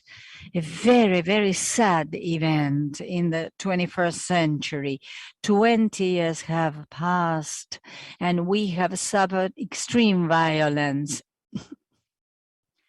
Death rate, world death rate. We have more than 2.5 million people dying of a violent death every year. Therefore, I do propose to all world governments to establish among the first educational goals regulation of rage, that is to say, anger management for violence prevention, and building individual, personal, as well as community well-being as the best strategy ever to prevent drug abuse arising out of violent behaviors as well as other risk behaviors. So the question is, how can we do it? My answer is, we can do it with emotional education. This is the reason why this international emotional education network is of the essence to spread the good news about educational efforts. And in order to enhance this emotional education, we are organizing an international conference to find avenues that will help us advance along the lines of sensitization and awareness, as well as putting into practice of all these emotional competencies. Those of you who are interested in this initiative, please join our webpage, rieb.org, where you will find these initiatives to advance along the lines to eradicate violence in the 21st century and enhance well-being. Thank you so much. Thank you. Thank you so much, Rafael. It was a pleasure to listen to you, and it was a great opening for what's next. Andres Belich is our next speaker. He's a bachelor's degree in sociology. He did a specialization in education management in the University of San Andres. He is former Minister of Education of Argentina. He's been working for the OEI for 17 years. And currently, he's the Deputy Secretary General of the Organization of Ibero-American States here in Madrid. Andres, it's a pleasure to have you here today. It's a pleasure to talk about education with you. Among the most interesting things that he's published is when he shared education policies, which were published in a book. So he's going to talk to us about the abilities for this century. Thank you, Florencia. It's a pleasure to be here with you in this second symposium and to share this roundtable with Martina Tiramonti, with Rafael Vizquerra, both professionals and experts who are very professional and of great importance. So after listening to Rafael, we've covered a very important part of this conversation, because without a doubt, the capabilities, the emotional capabilities, are at the core of the discussion of how we build not only education, but on how we build social relationships in the 21st century. So let's start by saying where we're standing. It's difficult to enter a conversation on what the capabilities are. The capabilities required, are they technical, or does it depend on the way we speak? Everything has changed in respect to 20 or 30 years ago. The transformation that the world is undergoing makes us think about bigger things, not just technical formation of the teaching apparatus. We are immersed in a changing situation in a world which is constantly changing and has changed in a way where its heart is in communication, knowledge, key values of communication and knowledge. And because of the dimension that it's taken, we're not only speaking of a change in economic production or a certain stage of a post-industrial model. We're speaking of situations that some philosophers and sociologists say that it's a significant change, in the sense that we're not only facing technological changes, but we're also facing changes in the society, in changes in human relationships, big and growing urbanization in our societies, individualism, which is a process that has been happening for 40 years now. And we are facing great changes of a great magnitude. And this poses great doubts and a lot of uncertainties. Education used to be the possibility of reproducing certain knowledge that we thought valid, and we passed it on from one generation to another. But what are we going to pass on today to the future generation? How are we going to educate them in a world where we don't know, in a world in which we don't know its dimension? And we don't know the capabilities required for this world. Rafael was just speaking of the need to cohabitate and the dangers of violence. I don't know if violence is going to be more or less than the one we had last century, but it's going to continue to be a pillar in education. The idea of learning to cohabitate all together. In this sense, an old analysis conducted by the UNESCO set forth 4 pillars of education. One of them was learning to cohabitate all together. There used to be 4 pillars for learning, and the second pillar is learning to learn. And I think that we all agree on this. It's a world in which the individual autonomy and the demand for different resolutions is going to drive us in the development of our own personal projects, is going to drive us to change several times and have to retrain and re-educate. So that thing that is so distant from the theory of the UNESCO is still a key element. And of course, the issue of learning to cohabitate all together. I'm not going to speak about social capabilities. It's clear that they are at the core of a world that is going to require different processes in which people will foster their autonomy, their learning capabilities. And we're also going to work on emotional capabilities in order to face the challenges that the world is going to pose us with. So we have to develop a toolkit of abilities, let's call it that. So the ability to learn, the ability to adapt, the ability to manage frustration, because in an ever-changing world, this implies that we need to reasonably accept changes and adapt to those changes. And we have tools for that. And of course, the ability to collaborate. We're always thinking of a world in which we each individually, in modern times, it was just a part of a production equipment, and today that is dissipating. So today we're thinking of innovation as a product of teamwork.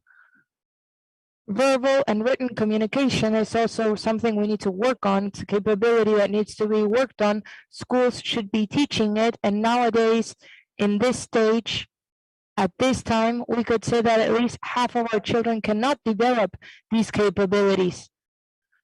I don't know if this is an ability of the 19th or 18th century, but the truth is that not all students are being guaranteed that basic capability of writing and being able to comprehend what they read and write and to communicate their ideas and their positions. The ability to create and innovate, which are also abilities that can be taught,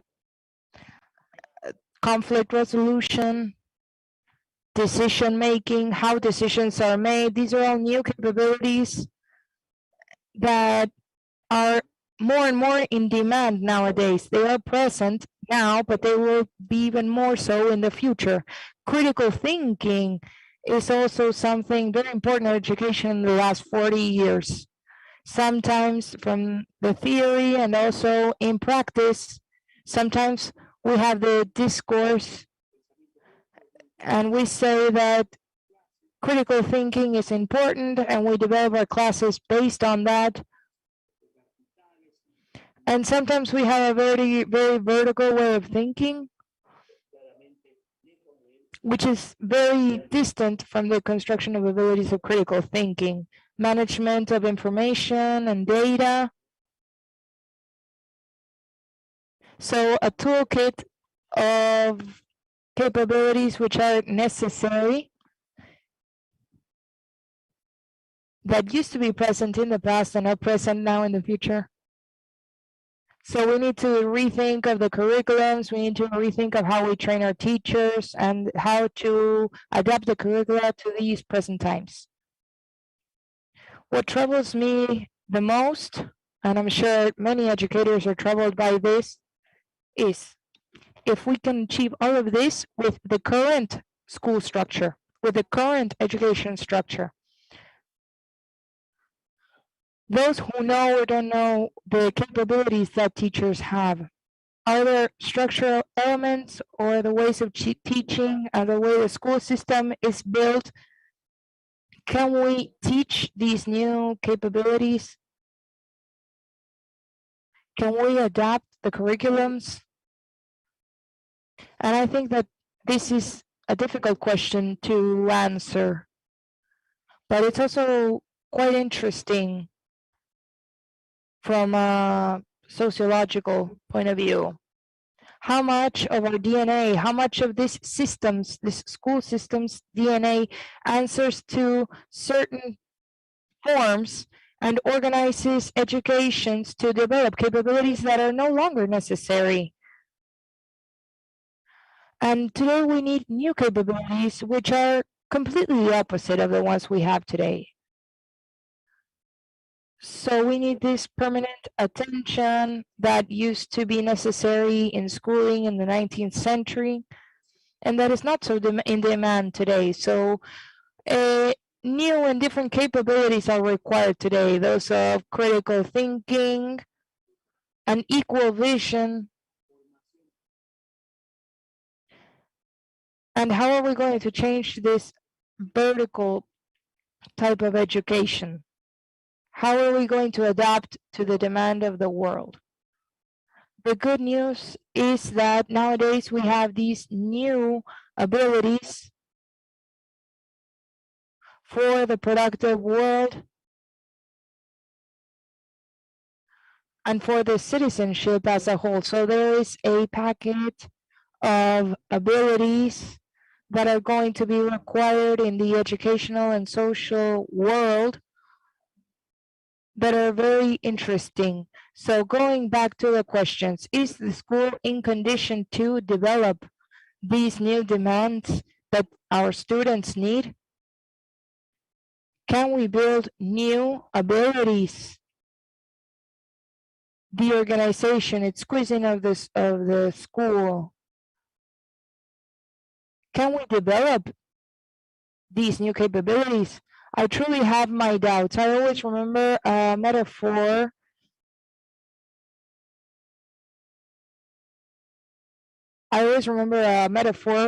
mentioned by Germán Rama that's saying that to address these type of issues, I wasn't always a bright student, but he said that there there's equipment made for certain things and equipment made for other things. So, for example, he said, for example, there is a machine, an equipment that is used to blend things, a blender, and it can blend slower or faster, and it can blend fruits or vegetables, but you cannot cut your hair with a blender.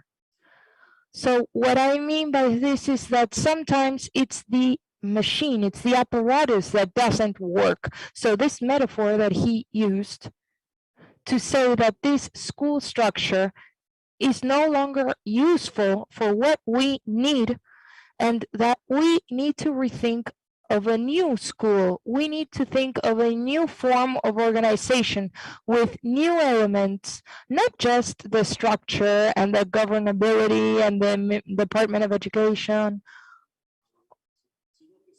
but to really think of something different. That idea of smart schools that were able to produce based on an overview, an outlook of themselves, and analyzing their students, and develop ideas and strategies based on their student body, on their student group, based on their social dimension, based on the national dimensions. It's basically inevitable as a way to organize a school nowadays. So that vertical structure of that knowledge that went from one generation to another and that is passed on in the classroom, it's a model that is completely obsolete, and it hasn't met the objectives of what the students are demanding today. It's not useful for the new model, for the new students. So we have a great challenge, because it's not just about throwing away one school system and inventing a new one. It's a process where the whole educative community can transform certain elements, and thinking about those elements, thinking about the DNA as a way of organization. That is the great challenge that we have today, that we have in Latin America, and actually in great part of the world, to think of our academic training and not just think of this as a curricular problem, as a content problem, but thinking about it from the perspective of a school that needs to change its organization. Thank you very much.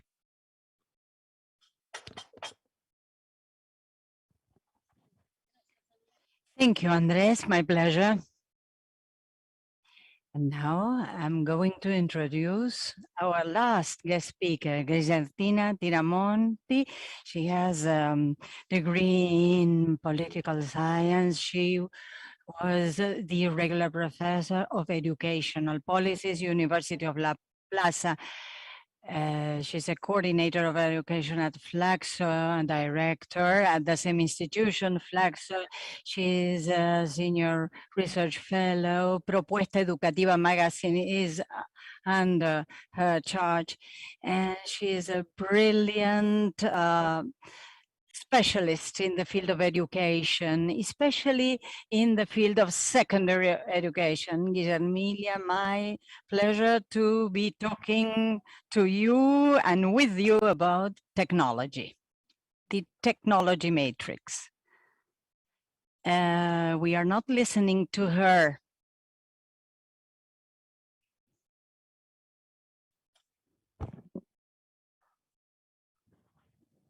First of all, I'd like to thank INECO for this invitation and say hello to my two panelists with me, and Andres. Even though we have not talked about this before, he gave me a cue to keep on sharing some ideas with you right now. What type of school do we need to address and train the new generation, to address their needs? Is this structure feasible, useful to do so? No. Undoubtedly, no, it doesn't. And it is not feasible not only because of its organizational structure, but because of the whole shape of this educational framework today. Andres laid emphasis on the organization of educational structures. In my opinion, the element that creates strong change in transforming traditional structures into structures that are no longer valid to process the real world today and much less to address the future, is that any reference to knowledge, science, the way of articulating know-how are wholly different today from the usual traditional way of addressing education a century ago. And this is the heart and the kernel and the core of education. Of course, we do have schools that are more traditional schools, others are less traditional, but with reference to the idea of enlightenment and the ideas of the Age of Enlightenment are old schools, and they cannot really hold feasible dialogue with the world today. Why? Because they think that knowledge can be divided into different disciplines. The idea of the encyclopedia in the Age of Enlightenment is an idea that we have been trying to overcome it in Argentina and the world at large for more than 70 years, because today knowledge is much more complex. We cannot be pigeonholing knowledge. So this is bullet point number one. On the other hand, bullet point number two, this idea of knowledge that can be conveyed from one individual to another individual in an asymmetric relationship. Well, as a matter of fact, asymmetry has been under heated debate over a long time in schools because, as you know, technology enables students to learn and master different know-how thanks to these new technologies. So this asymmetry is no longer there in place. So that old school that was thought about a front-end school, teacher, pupil, and this specific way of articulating knowledge through studying different disciplines, and of course, studying the reality through knowledge accumulated within each of these specific disciplines is no longer appropriate nor adequate to create and build skills, as Andres mentioned, or to care for emotional needs, as Rafael mentioned, which are needs that today are really urgent, compelling needs, that they have become much more manifest during the COVID-19 pandemic. And we are moving forward towards a world that is much more individual. There's an author, I don't remember his name, who said, here we are suffering a sort of anguish, of a stress of being oneself. Young people today are building their own future, their own fate and destiny, their own fortune. Some of them see this as expanding freedom. That would be a solution. For other young people, they do have many more difficulties in building this freedom if they are not supported by institutional frameworks. However, this is the road ahead. And therefore, it is necessary that we should provide young people with these new tools that will allow them to manage their own emotions. This old traditional school, age-old school that we teachers have called it a school based on the age of enlightenment matrix, which is absolutely outdated today, is, in my opinion, and based on our own experiences, life experiences and academic experiences, has begun being a different type of institution, an institution that is much more based in a technology matrix. And I don't say a matrix based on techniques. There's no separation or being apart between knowing and putting in place such knowledge. Modernity paved this way. Some people favor the age of enlightenment-based knowledge, and others go towards a much more manual school where they learn things that they are. This is learning by doing. And students and pupils are co-participants of the creation of their own knowledge.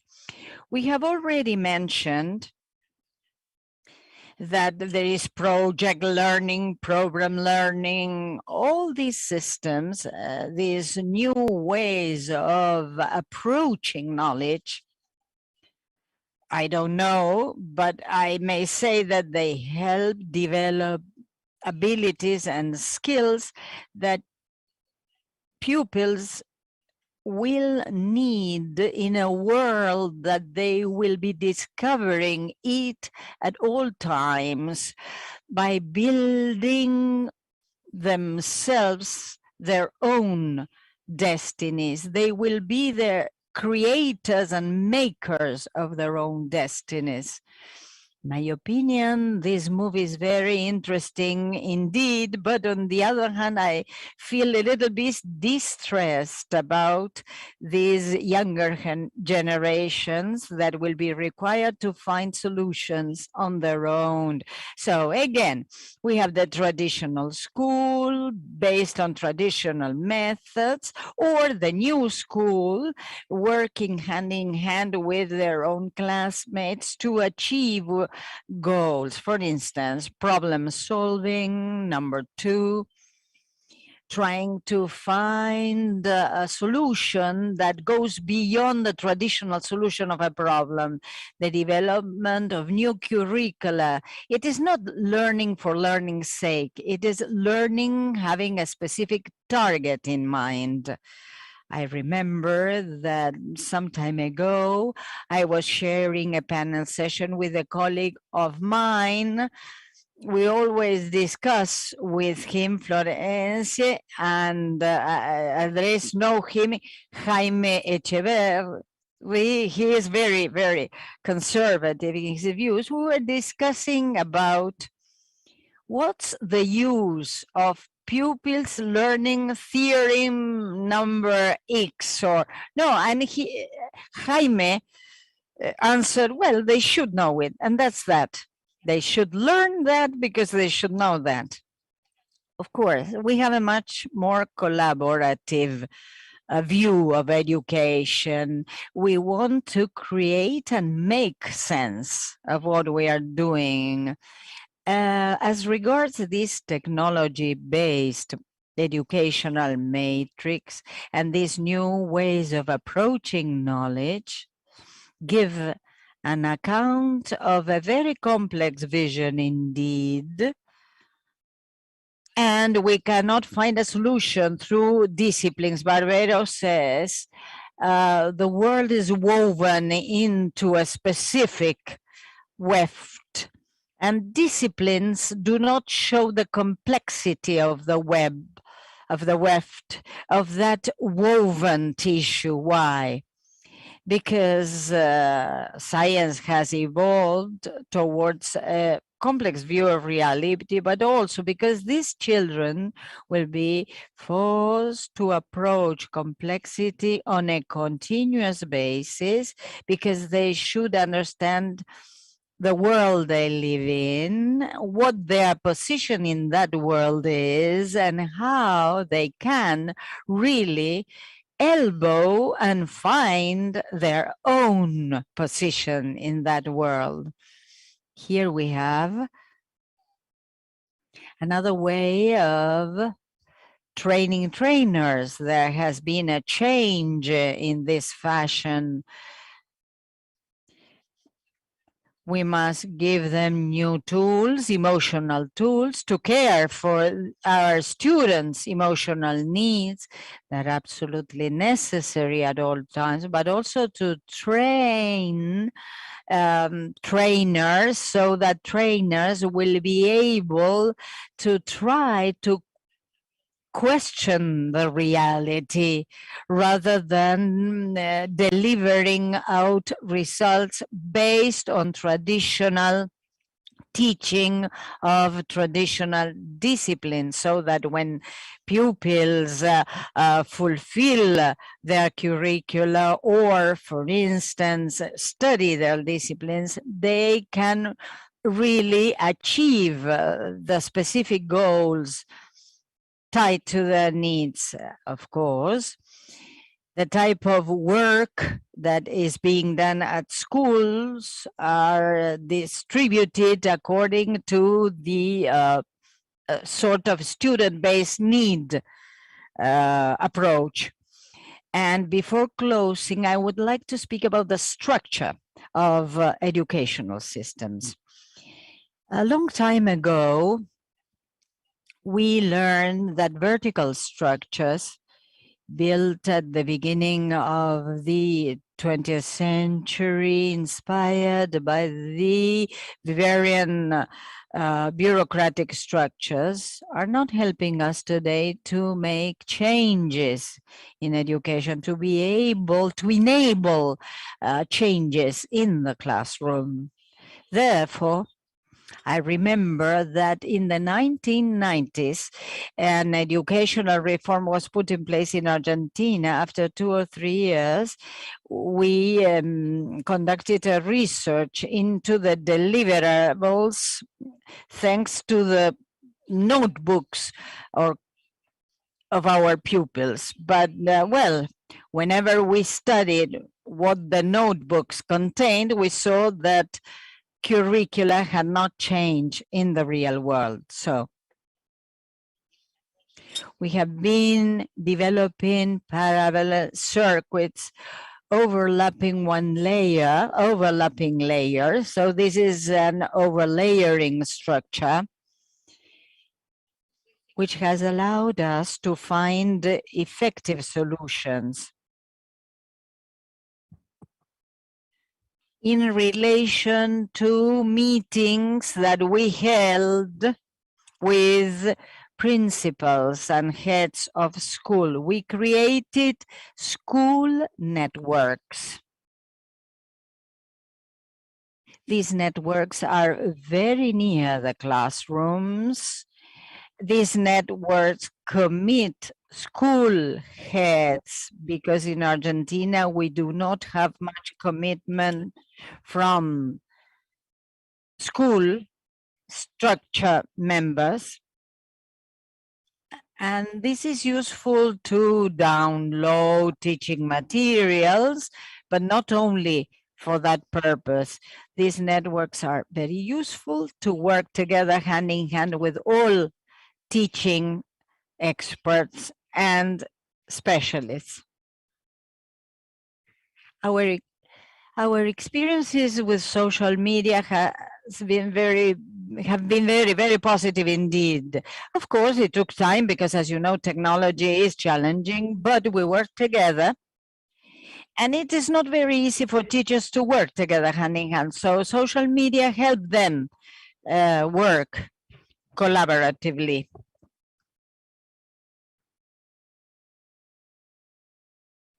And the few assessments that have been made concerning these new schools, these new technology-based schools, and I call them technology matrix school. This term, I have coined this term. What I mean is working together, creating a matrix.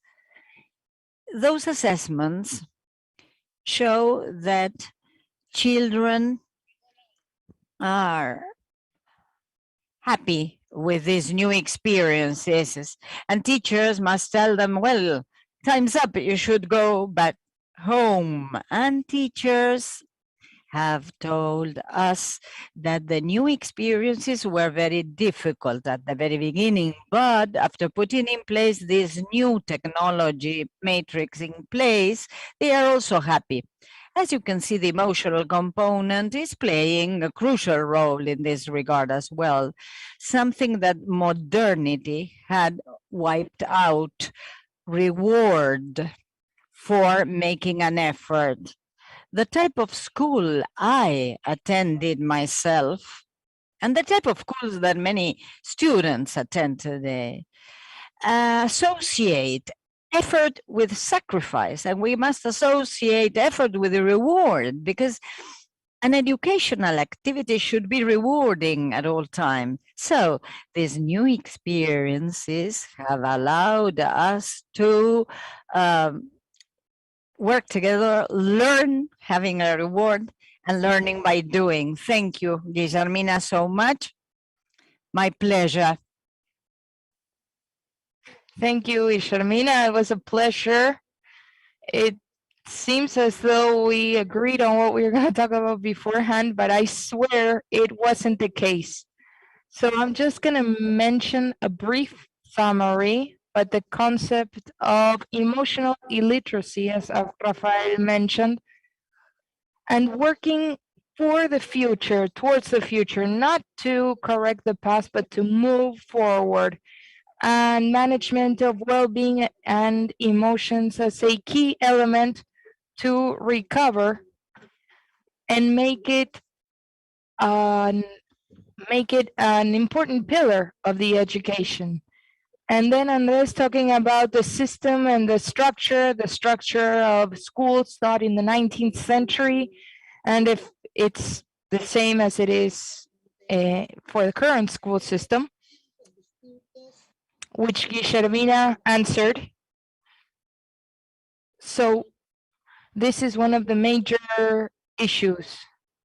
I love the idea of the system's DNA, a system where you can't account for what you're doing, and the metaphor that we cannot dry our hairs with a blender. I think that that image is quite graphic. So thank you for that. And finally, that concept of the technological matrix to recover this issue of the separation between the doing and the thinking, that we have to rethink about this and think of the future generations that construct themselves and what these challenges mean for the future. So I believe that it's quite fascinating. And so I thought of a question. I'm going to ask you a question for the long run, for the future. I'm going to try to leave this structure behind and think outside the box. And we have little time, so maybe 1 or 2 minutes per speaker. But if you had the opportunity to provide two ideas that are going to be implemented in the school system today, not an abstract idea, two concrete proposals. If you could give two concrete proposals to the president or to the Minister of Education, two ideas that, you know, you pose the ideas and it's going to be done. Rafael, what would you suggest that we do? Thank you. So I'm going to improvise two ideas based on what I've heard from Andres and from Guillermina. You had very interesting presentation. So I'm just going to reformulate what they've said. Guillermina talked about separating effort and gratification. So I'd like to go into one small detail. Reading. Andres mentioned reading. Reading should be the main and core objective of education. So when students are 15 years old and they're asked, to what emotion do you relate reading? Do you know what they answer? What's their answer? Gratification, not gratification, boredom. Most of the students associate reading with as something boring. That means that the reading experience is related to effort and sacrifice. So the challenge that we have is that students associate reading to learning with gratification, which means that a teacher starts teaching reading to 5 or 6-year-old students, sitting down in a circle and saying, okay, once upon a time, and students are interesting. But then when they reach the age of 14, 15, they're giving reading experiences where the objective should be to strictly enjoy the reading. So I hope that many of the people that are listening today have had the experience of sitting down to read and truly enjoy yourself for 1, 2, 3, or 4 hours. Time flies by when you're reading, and not just reading novels, poetry, or fiction, but also reading biology, a concept about the human brain, neuroscience, astronomy, quantum physics, science, sociology, politics, anything at all. So people who throughout their entire education career discover that in reading you can have the greatest drivers of satisfaction and gratification, those will be better prepared to continue reading and to meet what Andres has said about learning to learn and to continue learning throughout your entire life, and not just learning, but also enjoying while you're learning. So this is a big change that requires a change in the teacher training college to learn to educate through emotion. So thank you, Rafael. Andres, we're listening to you. You were Minister of Education, so what can you tell us? Andres, you are on mute. There we go. Okay, the thing is that the presidents don't actually listen to you so much. So 2 strong ideas that I have. What Rafael mentioned before, I share your opinion.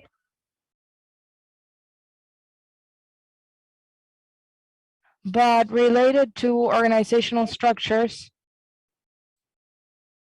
what Formula was saying is, the question is, how do we leave this bureaucratic school behind that is constantly reproducing and repeating until exhaustion? Teachers are exhausted, students are bored. So how do we make school more important and not just to repeat and repeat and re-repeat routines? So how do we create that awareness?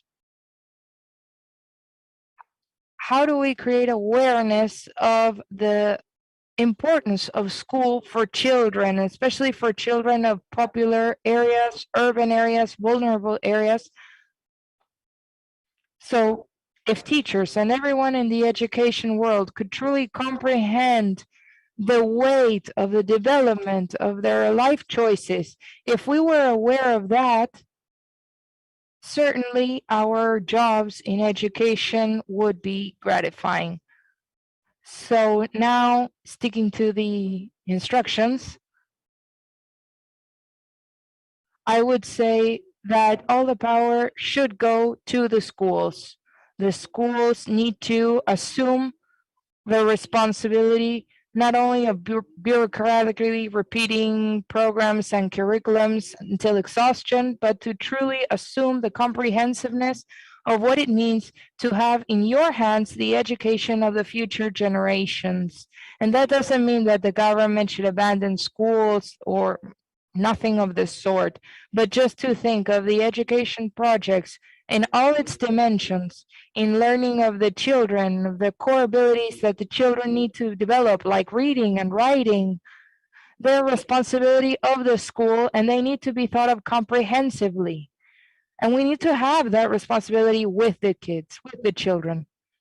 And then, of course, after that, there are many, many more things that I could suggest that go hand in hand with rethinking of a system where schools take into their own hands school projects. Well, it's a difficult answer. Of course, the Minister of Education would not even care for my needs, not even Andres, but I'm talking about Argentina. For Argentina today, the first thing I would think is the following: the method of teaching core subjects should be rethought according to emotional needs.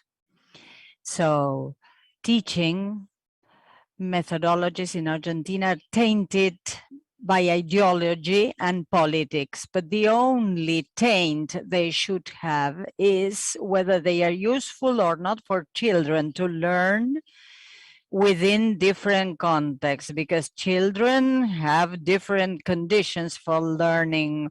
There should not be one single methodology for teaching purposes. So this is my first comment, and I should be fighting for this idea. And then evaluations and assessments. This is not a stigma. It's a way of really gauging the true temperature of teaching approaches. So evaluation and assessment forces us to focus on learning.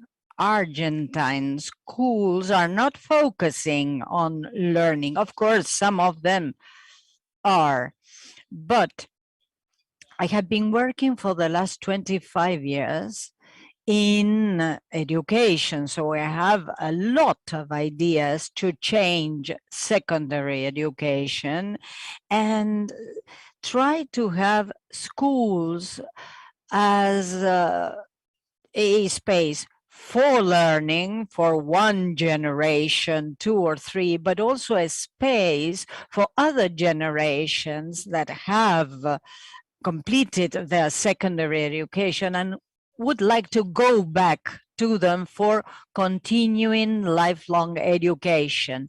But we have to train trainers so as to make this possible.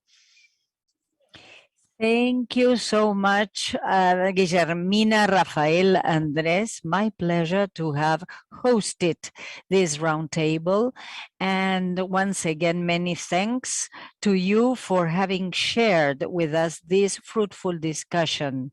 Now I'm going to give the floor to Fernanda Giralfone. She is the coordinator of the well-being area, and of course she's one of the 2 scientific coordinators of this second symposium. Thank you so much. Good afternoon to everyone. Thank you all.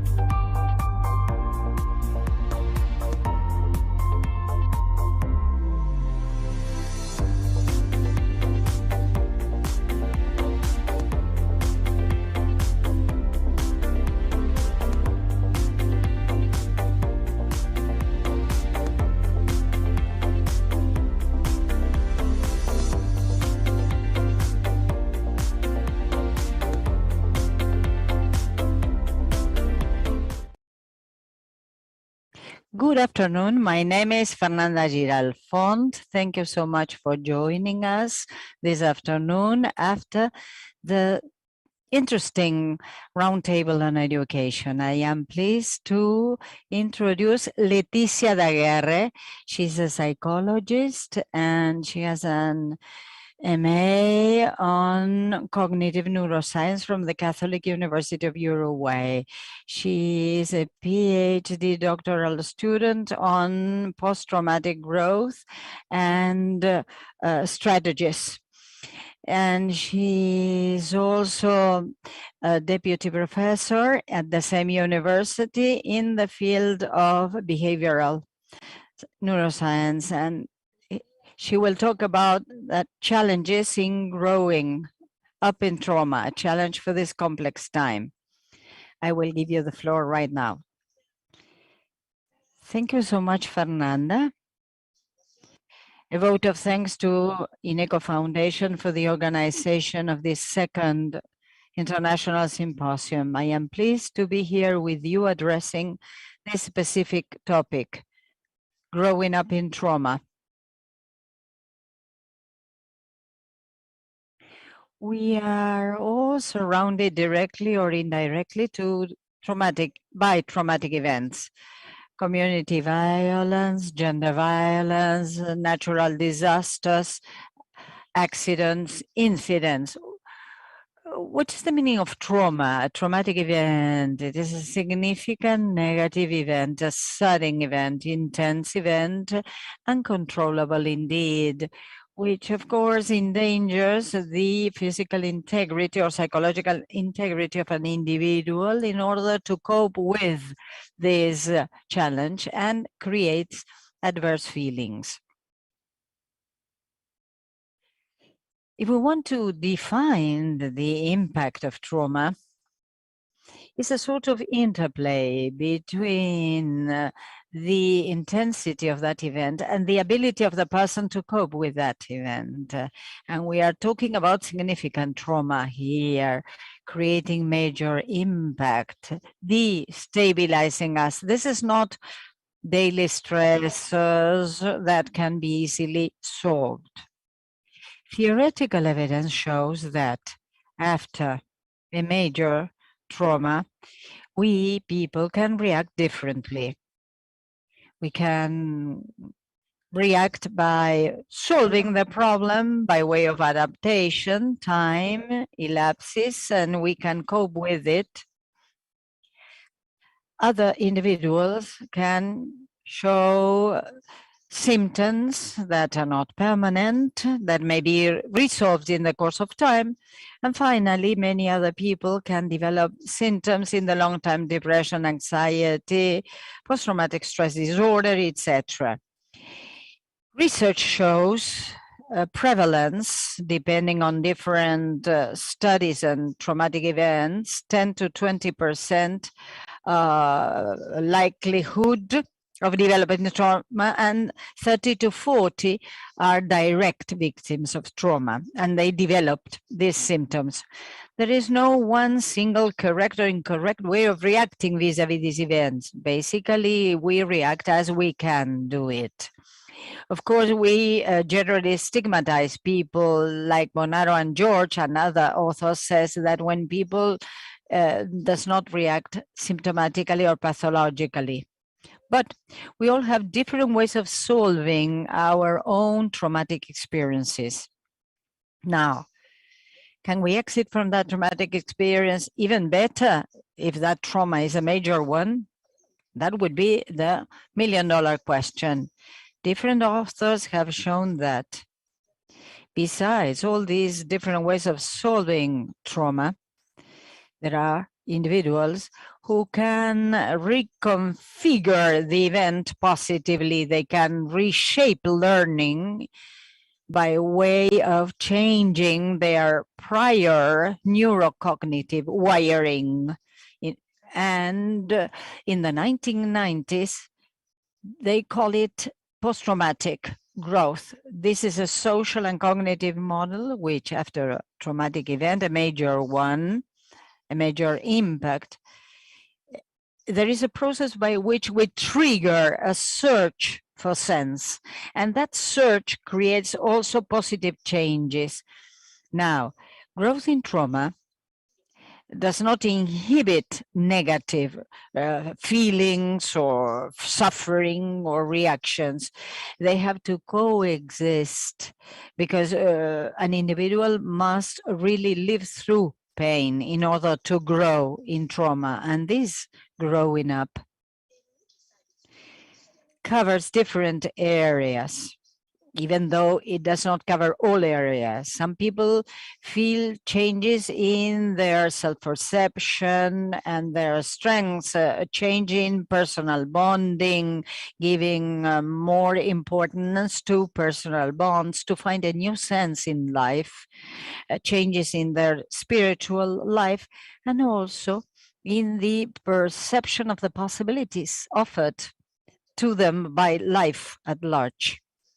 So different research papers show that post-traumatic trauma growth is connected with more well-being, less development of depression, more optimism, and greater social support.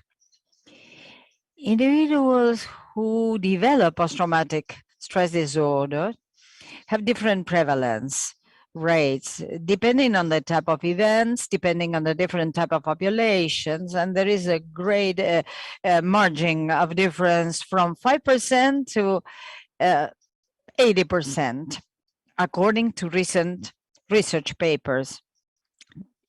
We have studied different populations, cultures, and environments, and it has been shown that these symptoms generally emerge, and we may say that growing up in trauma is a potential experience that we can develop. This does not mean that all individuals will develop growing up in trauma skills, but many of us can do it. Which are the factors, predisposing factors, influence growing up in trauma or not? Why do some people overcome trauma while others can't? Well, temper, type of nature, belief system, resilience are all elements that will help any individual to cope with a traumatic experience, a major stressful situation, so that he or she may develop post-traumatic growth. We cannot expect or force people to experience growing up in trauma, but we can help them as follows. There are what we call facilitators. These facilitators not only help us cope with adversity, but also restructure previous neurocognitive structures or frameworks in order to be able to grow up in trauma. One of these facilitators is emotional expression.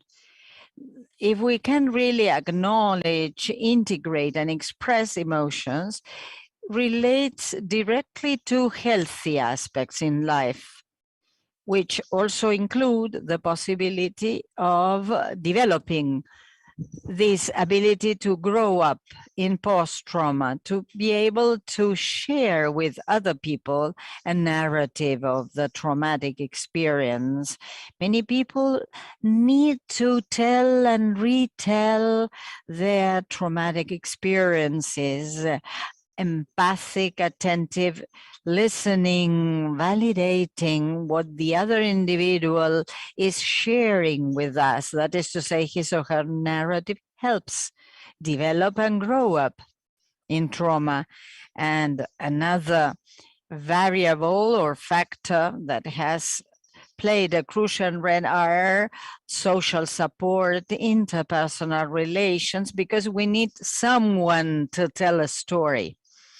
And this is a protective element vis-a-vis many clinical symptoms, including post-traumatic stress disorder, and therefore facilitate post-traumatic growing up. Another issue that was very funny and strange many years ago is based on ruminating. Ruminating has proved, processing emotions relating to trauma allows to re-accommodate the trauma to the new experiences, re-accommodate the old structures. This is a very painful process. And of course, ruminating is not or should not be a very long process, but it also helps. For instance, an intrusive ruminating thought is important, and it helps, supports, or cooperates in growing up after a trauma. And of course, coping strategies, for instance, a problem-centered strategy helps, an emotion-centered strategy also helps. For instance, such as reinterpreting all these experiences positively to try to find the sunny side of that trauma helps us develop and grow. It is clear that our world is an uncertain world where we find traumatic events we have never heard or thought about. Just by way of example, COVID-19 pandemic. We are now living through the second year of pandemic. So within this context, the concept of growing up in trauma gains much more weight.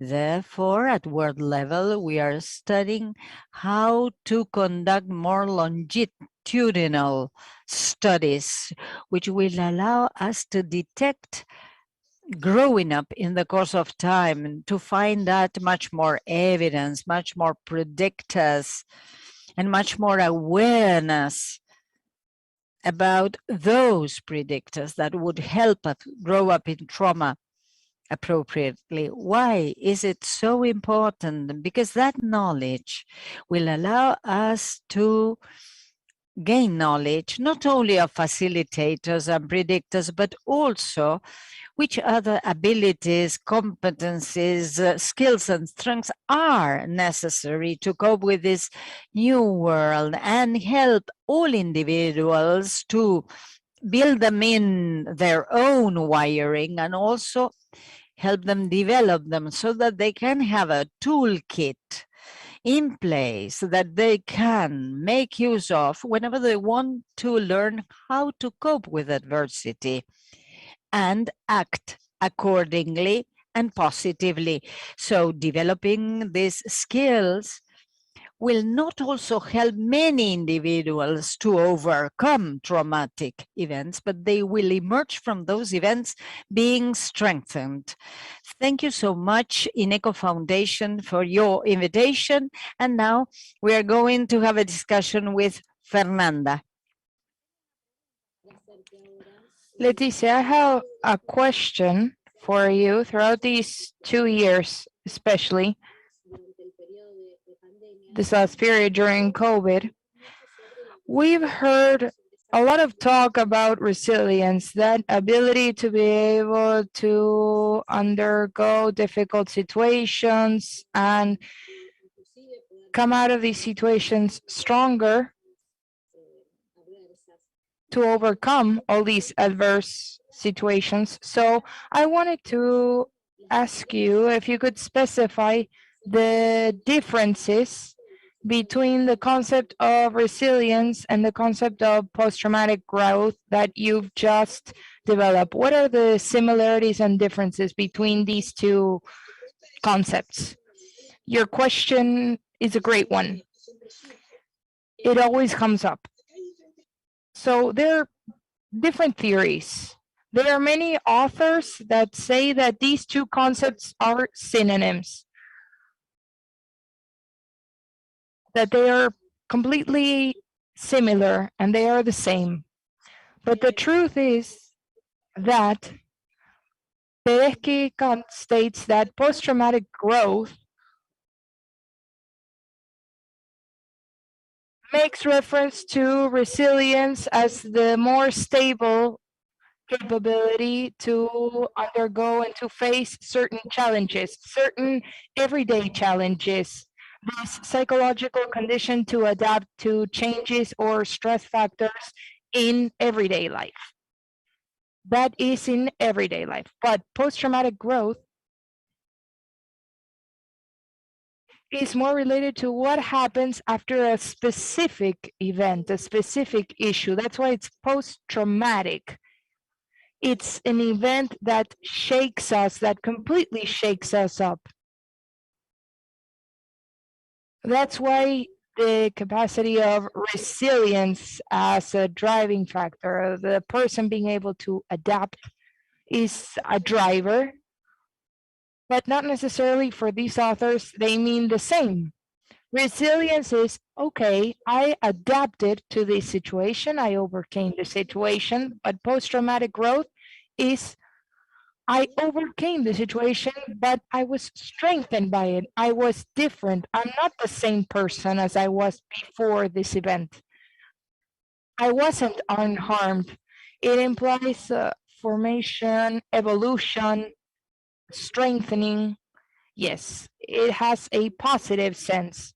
It changed my life for the better. So that is the key difference that most authors make. But these are theories that still don't have a consensus. So there's still some internal discussion, but basically the authors that study trauma make this distinction. Thank you. And I'm sure that there's going to be much more research into this topic. So thank you. I'm sure that we'll continue to learn on this topic. Thank you. Thank you very much, Leticia, for your input and for sharing your knowledge with us. Now I'm going to give the floor to the next and last roundtable of today, which is the roundtable of Organizations Roundtable, the Future of Work, led by Enrique. So please stand by, stay tuned. We're briefly going to the next roundtable. Thank you.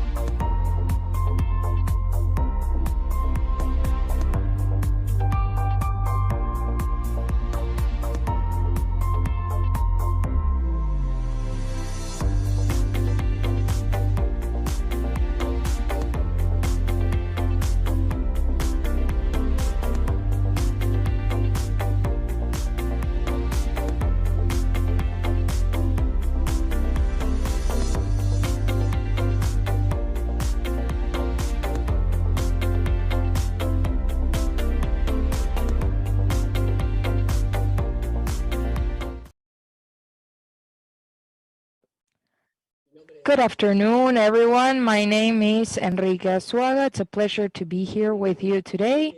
I have the great honor of introducing the last roundtable of the day, which is about organization and the future of work. So today we have a great panel of distinguished speakers, Pilar Jericó, Maria Roca, and Emilio Montero, who are going to give their perspectives on this issue. The first presentation is going to be given by Pilar Jericó. She's a businesswoman, writer, and speaker. She's recognized as one of the top women leaders in Spain in the category of thinkers and experts. As a writer, she's sold more than 350 copies, and she's been translated into more than 6 languages. She has a business administration degree from the University of Madrid. She did her PhD in Harvard, in UCLA, and West Point. She's the president of the company Be Up, and she works in development of leadership and organization, and she is professor of the business school in Spain. Welcome, Pilar. Thank you very much, Enrique. Thank you very much to the INECO Foundation for being able to share some reflections on the importance of future of work and the importance of well-being at work. We're going to start with a small reflection that the future is not what it was. The future, after this pandemic, we see that the working conditions are quite different. The working situations are quite different. The percentage of jobs related to technology, e-commerce has increased by 25%. And according to a study done by McKinsey, 62% of the GDP, it's a very significant, has very interesting conclusions. Work has changed, especially in implying physical proximity. That has to do with employees who work in customer attention, who have to follow certain protocols. So our physical position has changed, but also what has changed is the fact that we are now working from home. We're teleworking, and we have the great opportunity to being able to access presentation events like this one in any part of the world, but that is also making us reduce our social interactions, regardless of the technology world. What this means is that due to the pandemic that has awoken the fear, the human fear of death, together with the issues that arise from the pandemic, is that currently we have a very high percentage of professionals who are eroded, who are exhausted. According to a study carried out in May in the labor market in the USA, which is not the same as the labor markets that we have all over the world, in USA, people can change their jobs quite easily, which is not the same in Argentina, Mexico, or Spain. But in the USA, this is a very good indicator. And they said that in May this year, there's a study that says that 25% of workers want to change their jobs because they're tired, because they recognize that their calling is going down another path, because they can't stand their boss. But this has to do with the exhaustion of the worker. 1 month later, June this year, Microsoft conducted a study and asked what percentage of the people in the USA would like to change their jobs. And the statistic went from 25% to 40%. After the summer, actually, talking to Washington, D.C., a headhunter told me, we're talking about statistics which go over 50% now. And this happens in a labor market where people can change their jobs. But what happens in countries or companies where it's not so easy to change your work? We have professionals who are very exhausted because they are teleworking, because of the restrictions, because of fear, because of this exhaustion brought on by COVID. So we are seeing great resignations, meaning I want to change my job, or I keep my job, but I comply with the minimum requirements. So for the first time in history of the working world, everything that has to do with well-being, mental health, the fact that our employees give the best of themselves, that they train their mind to adapt to changes.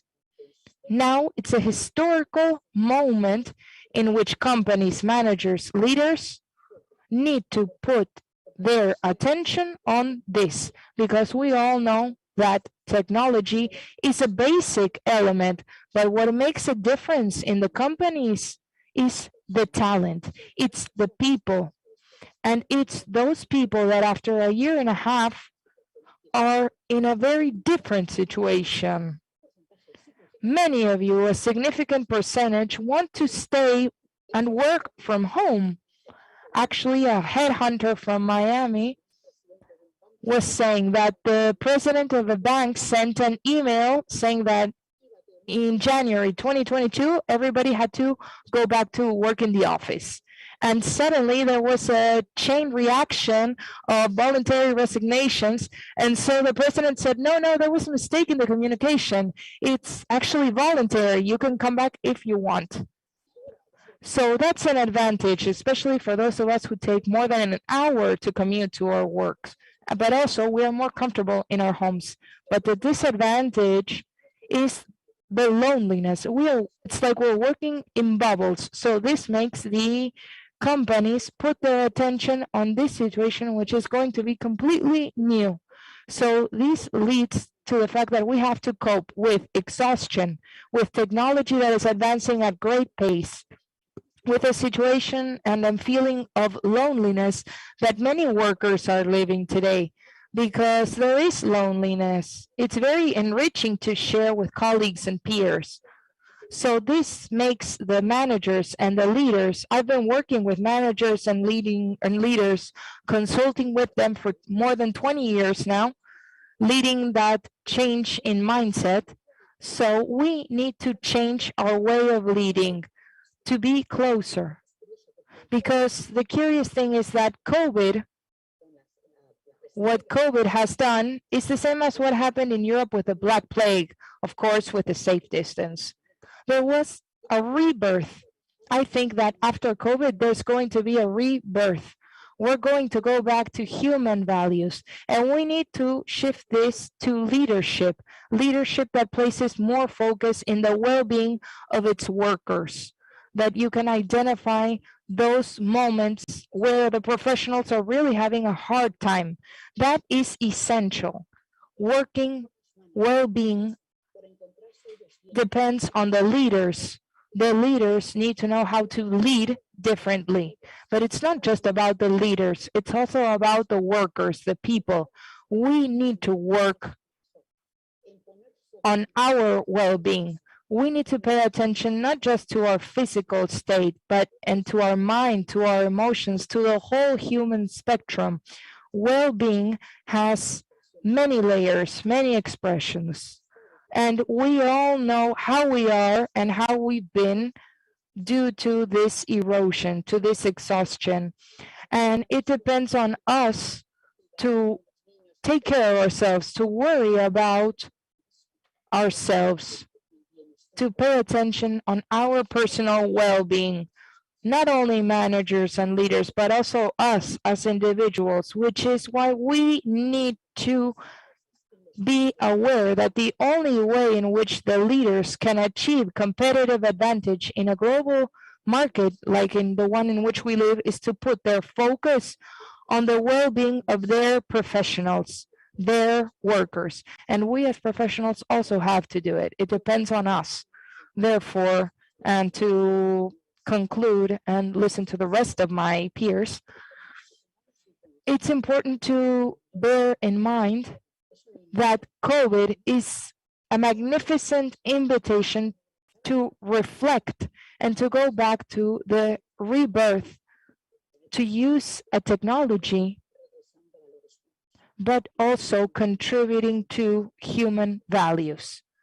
And the basis of the human value is well-being. So this is a gift that we as companies have to pay attention to. And now I'd like to finish with a reflection from a woman, Rita Levi-Montalcini. I truly admire her. She has a Nobel Medical Award. She was 102 years old, and she said to the director of the research center, the director said, "Doctor, we'd like to pay tribute to your work." But she had a changed mindset. She was always looking for new opportunities. And so she answered the director and she said, no, I'm not interested in a tribute. I'm not interested in talking about the past. I'm only interested in the future. And that is what I call upon you to do today. Create a future where workers can shine, where we can shine and contribute all our talent to our companies, our organizations, and our lives. Thank you very much.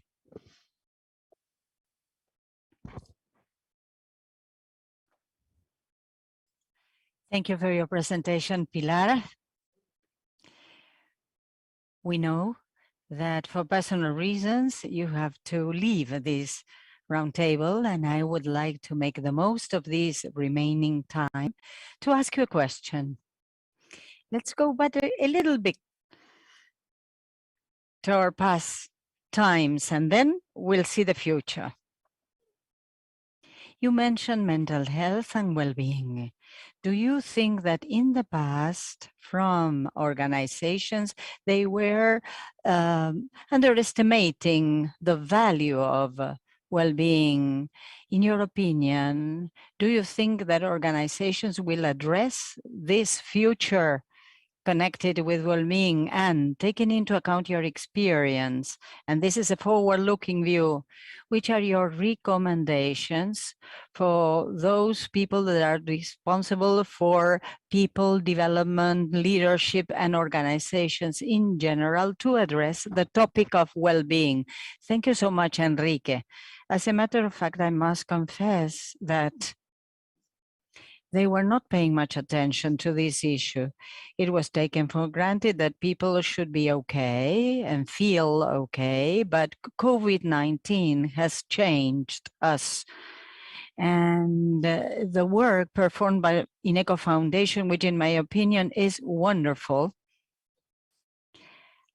I've seen, and I've talked this with Maria as well, and I have entered into a partnership with you. I think that it's absolutely essential to understand that it has been underestimated in the past, but today this is a top priority to determine how we are today. Are we exactly the same as we used to be before the pandemic? But we need help. I see that human resources departments in organizations focusing on career development, talent development, should also focus on health and well-being, emotional well-being.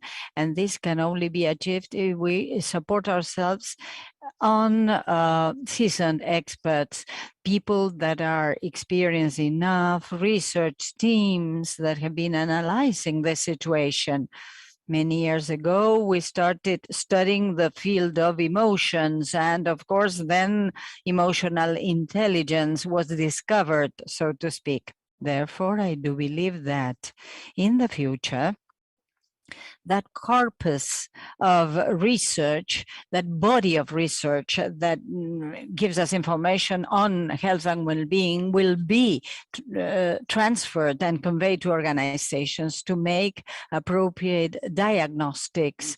For instance, professionals, I mentioned, want to leave different organizations, Argentina, Mexico, Colombia, Peru, Spanish-speaking countries do not have the possibility for changing jobs as it happened in Europe. This doesn't mean that people are not feeling okay from the inside. This means that it's very difficult to change jobs. So I think that making an appropriate diagnostic is of the essence, to try to analyze and find out how our teams are working, if people are feeling okay, if well-being is a distinguishing trait in our people, because people are burned out, exhausted, and we have to work with leaders, raising awareness on the fact that we have to adapt old leadership to new leadership in the midst of virtual digital teams. And this is very focused work, so to speak. And you should be focusing on your target and goals and objectives first, and then you should develop all the techniques and toolkits that are necessary. So focusing on well-being, these are the key elements that are real changes for us organizations in the future. Thank you, Pilar. As a matter of fact, I'd like to thank you because you have adapted yourself to this time zone, which is not yours. And again, you are now released from sharing the remaining panel session because we know that you are busy. Once again, many thanks. And now I'm going to introduce the next speaker, Maria Roca. She has a PhD in psychology, scientific coordinator of INECO Foundation, independent research CONICET member. And she works actively in the field of well-being and mental health with organization because she is the INECO Foundation coordinator, organizations department, and I am pleased to introduce her because I have worked with her along these lines. She is a seasoned expert. And welcome, Maria. Thank you so much, Enrique. And now I'm going to share screen. Can you see it? Thank you so much to you all for joining us. As a matter of fact, Pilar's words give me a cue to share my topic with you. Pilar mentioned the future of organizations, mental health, and well-being. And this is a well-being symposium, in fact. Here you have the other side of the coin, mental health and emotional health. Going beyond the limits of this well-being symposium, when we hear the word mental health, there is much stigma and bias in this regard. When we say health, it's okay. But when we say mental health, we do not think positively, but we should do it. Why do we think negatively? Because we are influenced by different biases and stigma.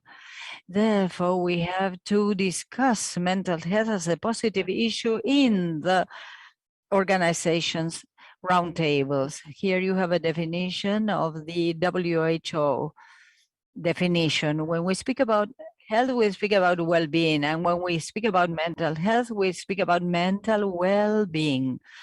It does not only have to do with the absence of conditions or diseases, but with creating an environment for physical as well as mental and social well-being.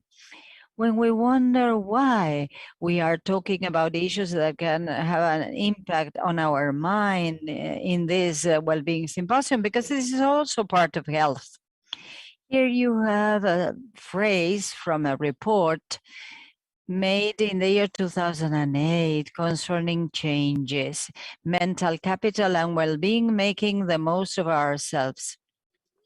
This report was issued in the United Kingdom. The notion of mental capital is strange because capital is associated with economy or money, but mental capital means investments in the care of our mental health. Mental capital is the group of resources that a person has and will accompany him or her throughout his life. And when you develop mental capital, you are investing in people that will perform much better. In the year 2008, mental capital was a key issue in the United Kingdom. They had created a task force to study mental capital and well-being with a specific chapter dealing with organizations and business companies and on how to create well-being and enhance mental capital in organizations. And they said the world is changing with consequences. Globalization and work enhancement will combine with the levels of stress and anxiety of employers affecting their health and efficiency.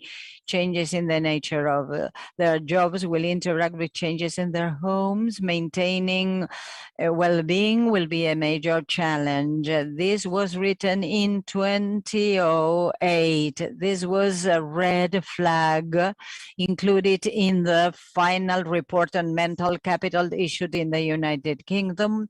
And of course, after the pandemic, this is a much more evident situation. And now, let's talk about numbers and figures, just for you to raise awareness about the importance, as Pilar mentioned, on assessing mental health in organizations, and also because we want to create organizations promoting well-being and protecting mental health. Here you have the figures. Figures are variable indeed. 1 out of 6 people will suffer from anxiety or depression in his or her life, affecting their mental health. Workers and employees is 1 out of 6, but of course, this is a very high number. 1 out of 5 if we want to take into account that they are alcohol dependent or drug abusers. This was taken from a report issued in 2001. So, as you can see, this is a very frequent situation, and this affects individual productivity as well as organizational productivity. The same report I mentioned before about mental capital and well-being refers to the need and importance for organizations to keep abreast of the changes that are necessary in their labor policies to enhance the well-being of their employers. And I myself, as a health professional, I'm a psychologist, clinical psychologist, besides doing research, I'd like to tell you that there are many factors that may affect mental health and emotional health, which have to do with the present circumstances mentioned by Pilar: burnout, erosion, and exhaustion. I love the word erosion, being burnt out because of the major changes arising out of the COVID-19 pandemic. As you can see, there are many factors adversely affecting mental health. Some of them have to do with clinical issues, also family issues, and others have to do with things that we can change: physical exercise and training, which are well-being pillars. If we want to protect our mental health, our body, physical training, resting, sleep, good dietary habits, emotional health, and those symptoms that were mentioned before about anxiety and depression, and everything that has to do with connectivity with other people, I mean social interconnection, which are major well-being determining factors, as Pilar mentioned before, when she mentioned emotional intelligence. Many years ago, in the academia and clinical disciplines, we started mentioning emotional intelligence, but this topic has reached organizations after the pandemic.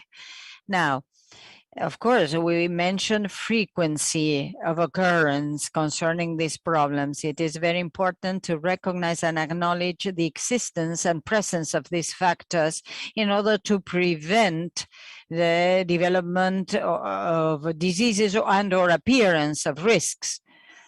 As you can see, this is very important if you take all these issues into account from an organizational perspective, because mental health problems as well as the lack of well-being can have a negative impact on productivity of any employer or business company, or when there is staff turnover and staff absenteeism. It is not only frequency, it is not only care that we should take into account, it is also the major impact on businesses at large. Therefore, when we ask the following question, which is the percentage of people working in companies suffering from mental health, disorders, figures are very high. In 2006, we asked this question: percentage of employees that were likely to suffer from mental health problems. 70% of surveyed people, respondents, said that they had this likelihood. When organizational policies are put in place for training purposes and disclosing information to leaders, decision makers, and people working in such organizations, these figures improve. After the interventions in 2009, the percentage was 21%, and in 2017, 52%. And I assure you that in 2021, as we mentioned before, and understanding the pandemic is a window of opportunity to change values and also deal with such important issues as well-being. The Mental Capital Report also mentions the following: having a vision for the future. This situation is not static, it is dynamic, because there are changes in the habit of people, job insecurity, and there has been major changes over the last 1.5 years in the field of well-being within the framework of organizations and the workplace. The percentage of employees suffering from anxiety or mood disorders has increased dramatically, with the ensuing negative impact on organizations. As you can see, this phrase, pandemic represents a rare but small window of opportunity, is very significant indeed. We know that many people died during the pandemic, many jobs were lost, and we missed and lost a lot of social interactions and contact. But we can see this COVID-19 pandemic as a rare but small window of opportunity to change and reimagine and retest the world that we want to have with these new values, mental capital, and the like. As regards, this has to do with something you asked, Pilar. I'm mentioning interventions suggested to improve mental health at work, at the workplace.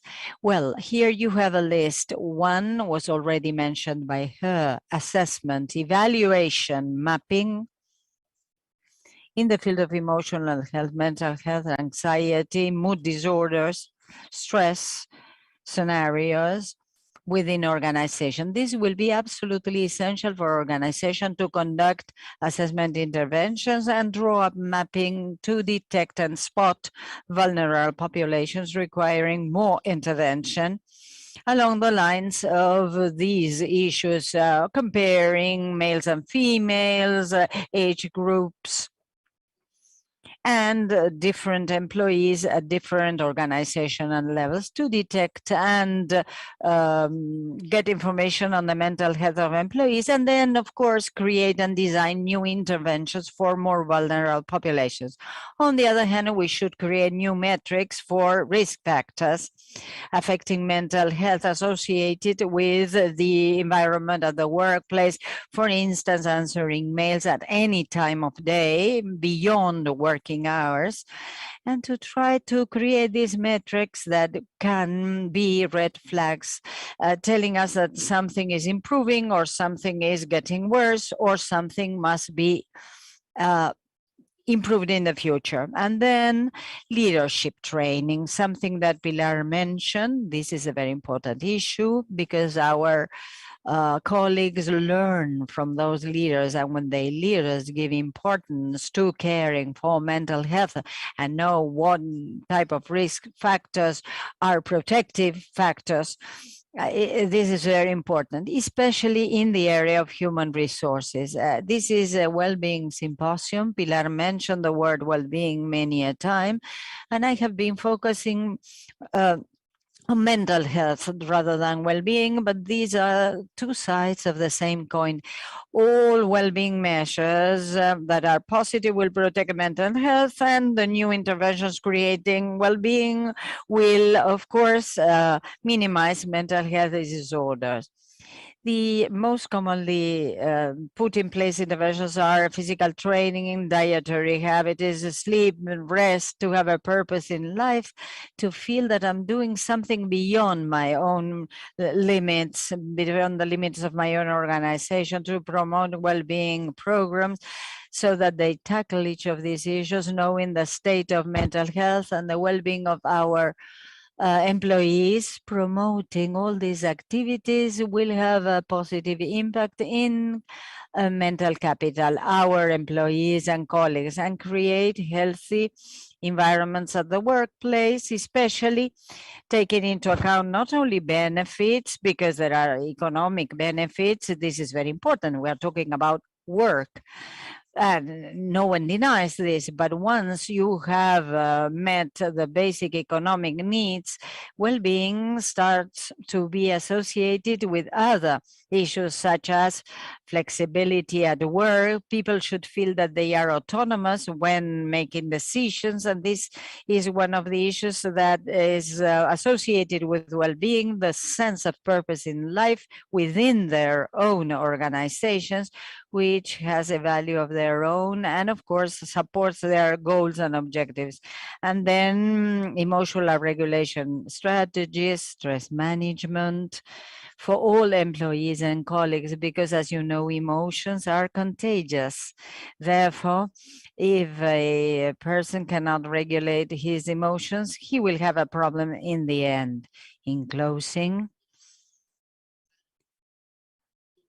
I'd like to underscore that it is absolutely important for organizations to become aware of the fact that mental health is important for caring their own colleagues and employees, and also for caring what we call mental capital. This should be promoted. This should be achieved by promoting healthy workplace habits, protecting their minds, strategies that are appropriate in stress management and preventing disorders. It is also very important for us to be absolutely knowledgeable about mental health. The key is in knowing our mind to live better. So my initial idea was to ask the three of you the same question, but Maria even included slides with the answers. I swear I didn't know you were going to ask me a question. So I'm just going to rephrase the question, taking some learnings from Pilar. In the last part of her presentation, she talked about the importance of analyzing assessment, understanding the environment. And in this, the organizations are used to doing assessments of the environment, but now with the concept of well-being and mental health, those assessments, those measurements or parameters have specific characteristics, I imagine. So I think you have vast experience in that matter. So what would you recommend if you could talk about that diagnosis, the importance of assessing mental health and well-being? What metrics, what methodologies should be implemented to obtain a feedback, a positive feedback, scientifically, with scientific proof or evidence? Thank you for the question. I'm going to be interested in talking about this with Emilia, but I wanted to re-mention something that Pilar said, which is consulting experts on this matter. I think that this is of vast importance. In INECO, we started talking about multidisciplines, interdisciplines, and now this anti-disciplines, this mixture of disciplines where it's not well-being and mental health on the one hand and the rest on the other. No, it needs to be related to education, laws, and among other things.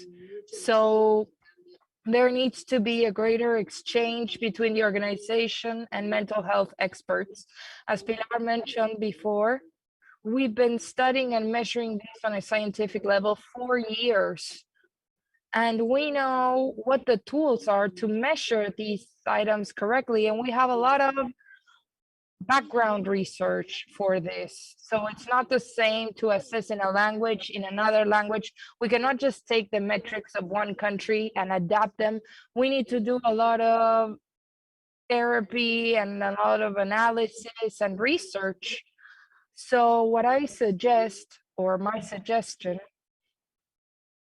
depending on what pillar you want to measure, I'm sure there are sleep patterns that you can measure, social connectivity, anxiety scales, anemic symptomatology. So I guess that what I would suggest is to consult with experts who have experience in mental health, well-being, and works in the clinics of mental health. So to create something that is user-friendly, but that is also useful to measure and understand those measurements, because measuring means creating indicators that are more efficient, be able to measure, to know where we have to make an intervention or a change. As you said, Chaka, we've been working for many years, the sleeping disorders that have increased in the general population in general and in the companies where we've worked is terrible. And so we have concrete strategies to treat this disorder, this sleeping disorders, for example, which sometimes also requires a more profound treatment. But sometimes to treat sleep disorders, we can solve it by consulting an expert. So I think that the metrics and the measurements to create an intervention is the key element. Thank you, Pilar. Thank you, Maria. And now it's Emilia's turn. Thank you, Emilia, for being here today. She has a bachelor's degree in institutional relations from the University of El Salvador, a master's from the London School of Economics. And something I wanted to highlight when I read your profile, Emilia, is that you are a great specialist in human resources, but you put focus on a general overview as a department to contribute to the business of the companies. You were capital manager in the legal field.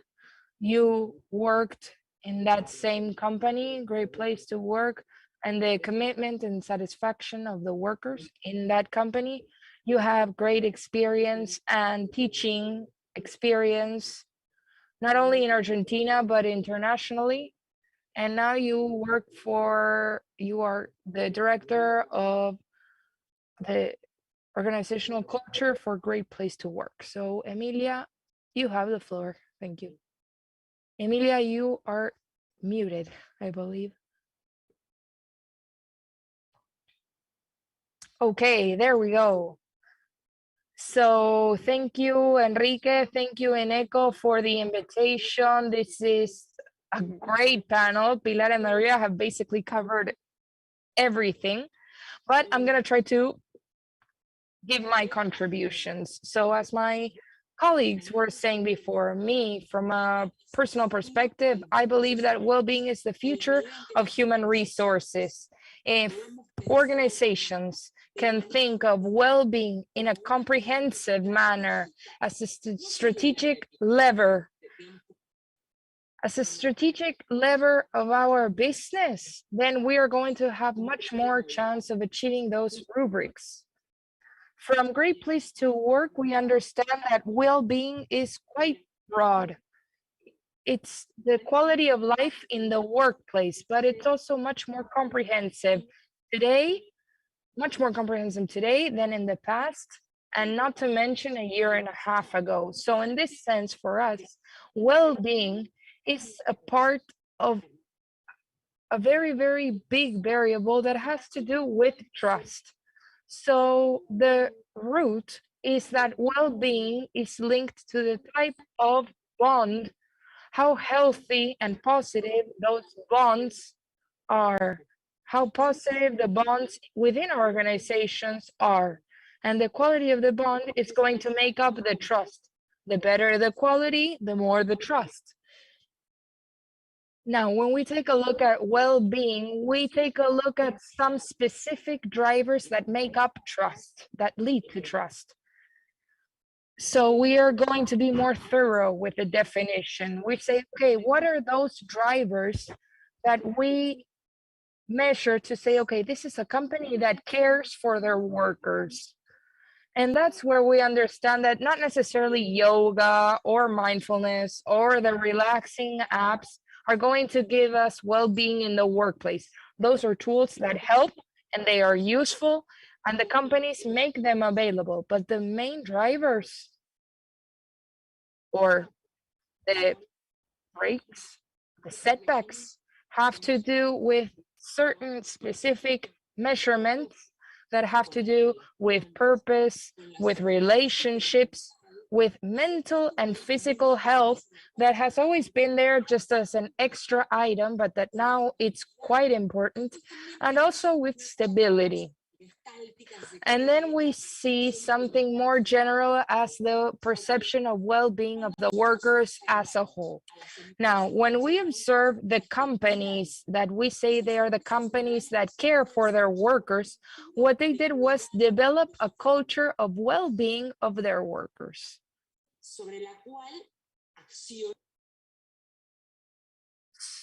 And they put their focus on that well-being, especially this last year and a half. And that's where we discovered that there is a key player that Maria and Pilar have mentioned that is the key to be able to generate that well-being in that people. And that key factor is the leader.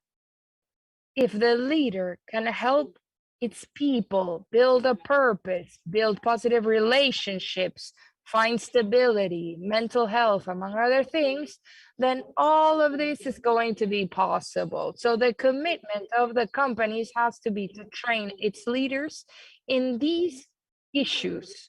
So when we speak of purpose, we're not talking about the what for, what is this human necessary for?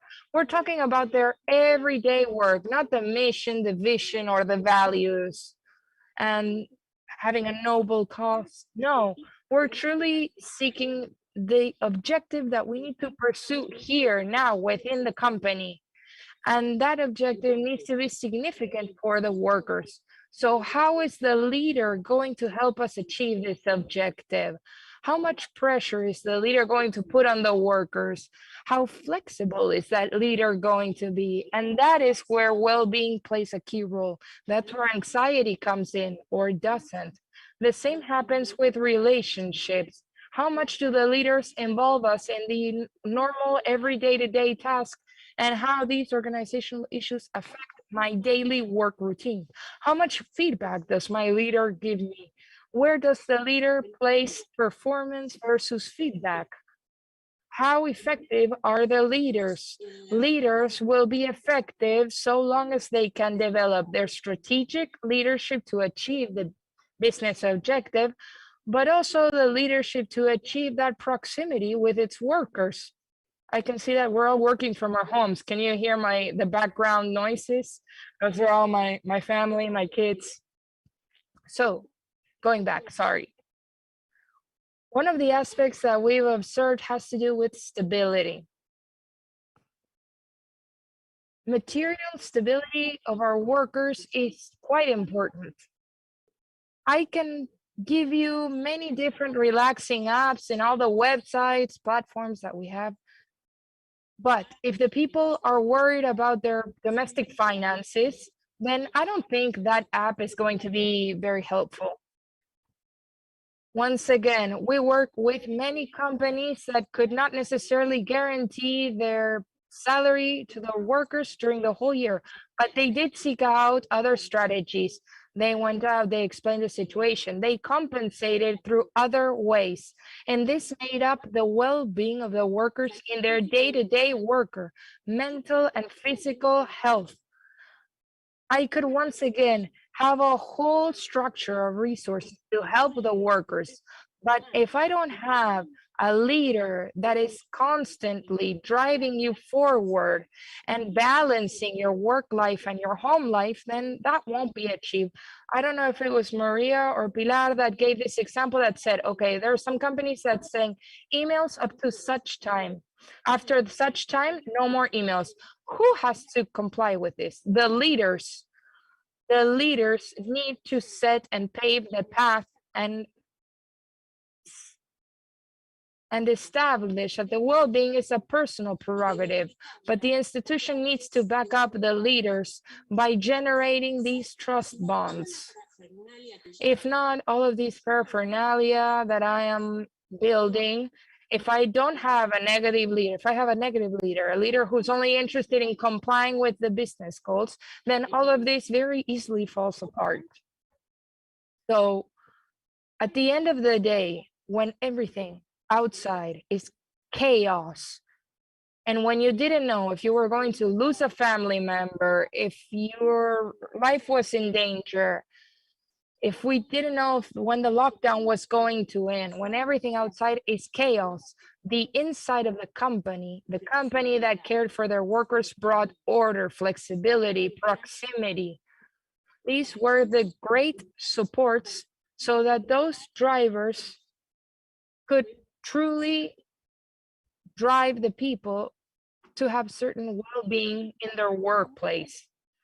And there's something that truly caught my attention during the last year. And it was that when we read the employees' comments, we saw in different companies a phrase stuck with me. Let's say the question was, why do you like to work here? And the answer was, because they take care of me here. I'm cared for here. And this is something that wasn't so normal before the pandemic. So what did the companies do?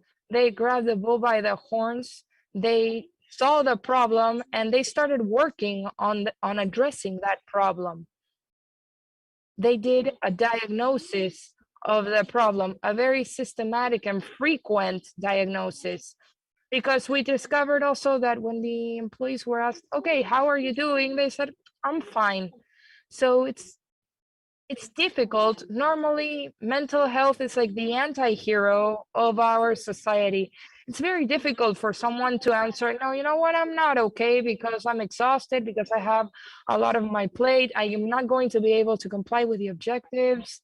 And that is where the leaders needs to come in to support that worker, to be flexible, to provide feedback, to understand what is happening, but with data to back him up.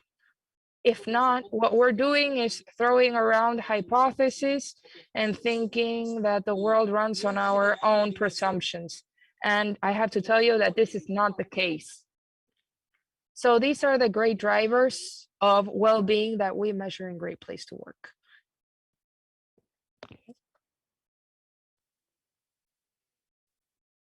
Thank you, Emilia. Very interesting indeed, your vision, especially taking into account the vision of Pilar and Maria, which are complementary. Each of these three views and visions having its own distinguishing traits. In closing, Emilia, you also answered my question when you mentioned trust, training leaders, finding a purpose in your organization, and when you mentioned evolution, taking into account your own vision from Great Place to Work. And you are experts in developing indexes and rates and indicators. Is there any change you have seen concerning mental health before and after the COVID-19 pandemic? And is this topic included in the agenda? But specifically speaking, I'm referring to the mental health topic, emotions, and relationships. Do you measure emotional health? Well, Enrique, your question is very important indeed. In my opinion, we are witnessing a trend in organizations putting mental health as a major axis in the field of well-being. Of course, this is a key and crucial topic, but we have raised awareness after the pandemic, and organizations have begun to measure this indicator with your help, because we need specific estimates. It is not only an opinion, and this has to do with Maria's explanations. What happened before the pandemic? Talent equal a perfect individual, a person using reason. But today we view and see an employee, a worker, as a holistic human being, and everything that happens within his or her environment has a direct impact on his life. So if you bring mental health into the office, it's of the essence, because there is also the prevention side. 2 minutes ago, Maria said we should stop viewing mental health as a negative topic. When I say I have a stomach ache, is it the same as saying I have a mental health disorder? Some organizations have advanced along this line and made progress, but we need much more traction. So we are entering a new phase in our organizations. This is highly interesting indeed. And Maria, can you make a contribution in this field? When you say mental health and you measure that through an indicator, sometimes we are afraid that no one will participate in these initiatives on a voluntary basis, because, you know, you have already mentioned Sigma. Which is your experience in the participation of such organizations when we want to develop an initiative of this sort, mental health indicators?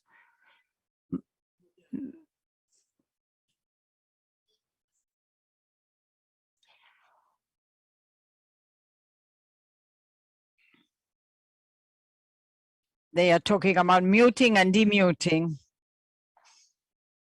Well, you said a keyword right now, which in my opinion is very important when developing indicators, and it's voluntary, to take action in a voluntary fashion. In the field of mental health, answers should be voluntary, otherwise they are not valid.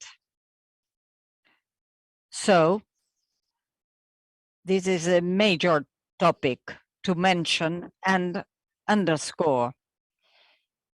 We work with many organizations caring for the mental health of their employees. We have made many interventions in human resources area, and we notice that people are willing to talk about these topics, and they feel that their organizations are caring for them. However, confidentiality should be of the essence concerning the outcome of such surveys. And of course, we should reassure respondents that their answers will be kept confidential. And it is not only a matter of human resources or a matter of getting information, but also of keeping such information confidential. So working together, hand in hand, a human resources department with a group of experts creating these indicators is absolutely important for greater participation, greater transparency in interpreting deliverables or results, and also working hand in hand with the employee who is answering the questions by reassuring him or her that the answers are confidential. Therefore, participation has always been very positive indeed, and we have also witnessed large participation from employees answering questions. And we have a problem here. Of course, we can turn a blind eye, but the problem will remain there. So we should disclose information and we should try to unveil the problem. So our job implies much energy from us, physical and mental energy. And even though this pandemic has been very negative indeed, it has been positive in the sense that the COVID-19 pandemic has put the well-being topic to the discussion table. Benefits, win-win benefits for everyone, the organization and their employees. Thank you, Maria, thank you, Emilia, for your participation and presentation. By way of conclusion, we have a wealth of information, a lot of suggestions, and a clear-cut vision about the importance of mental health in organization, its importance, and the real world. We have different approaches and methodologies to measure these indicators. Welcome these new initiatives. And you mentioned that there are many organizations that do care for their employees and workers, and we should see them, employees and workers, as a holistic person in a comprehensive fashion. Now, I will give the floor to Teresa Torralba, in charge of closing this symposium. But before closing, stay with us.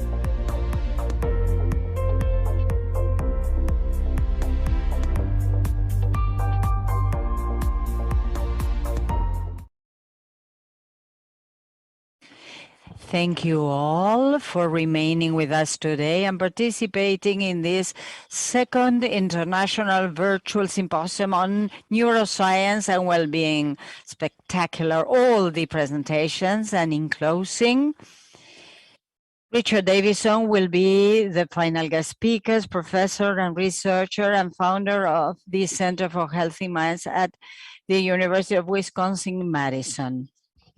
Richard Davison, doctor de la Universidad de Harvard en 1976, psicología, creó el Center for Healthy Minds, que se basa en el manejo de las emociones y métodos para promover el florecimiento humano y también las prácticas contemplativas. Ejerció su profesión durante mucho tiempo, muchísimos artículos ha escrito en colaboración y solos, y sus libros lo han colocado entre las 100 personas más influyentes en 2006 en Time Magazine. También pertenece a la Academia Nacional de Medicina de los Estados Unidos en 2017 y forma parte del board de directores de Desarrollo Sostenible Mahatma Gandhi. en el 2018. El profesor Davison nos dará una introducción acerca de las evidencias científicas, acerca de cómo podemos cambiar a nuestra mente cultivando hábitos de meditación y atención plena en tiempos difíciles. Luego nos guiará a través de un ejercicio de meditación. Richard, muchísimas gracias por estar con nosotros hoy. Muchas gracias, Teresa. Para mí es un honor y un placer estar con ustedes hoy en este segundo Simposio Internacional. Como ustedes saben, dada mi formación, soy un neurocientífico y al principio de mi carrera me hice la siguiente pregunta: ¿por qué hay personas que son más vulnerables frente a los desafíos de la vida y por qué otras son menos vulnerables, más resilientes? Y durante mi carrera me enfoqué mucho en justamente el otro lado de la ecuación, vale decir, en los mecanismos cerebrales que se accionan con la vulnerabilidad, la ansiedad, la depresión y el estrés.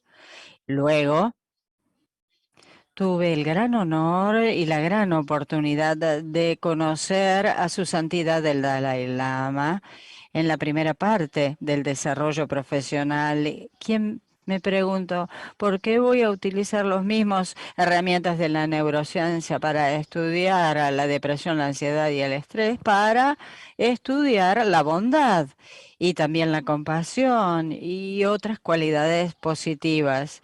Yo la verdad que no tuve una buena respuesta en aquel momento cuando lo conocí, pero sí fue como un llamado de alarma para que de alguna manera hiciera un cambio en mi línea de investigación y me enfocara en los aspectos positivos, no los negativos.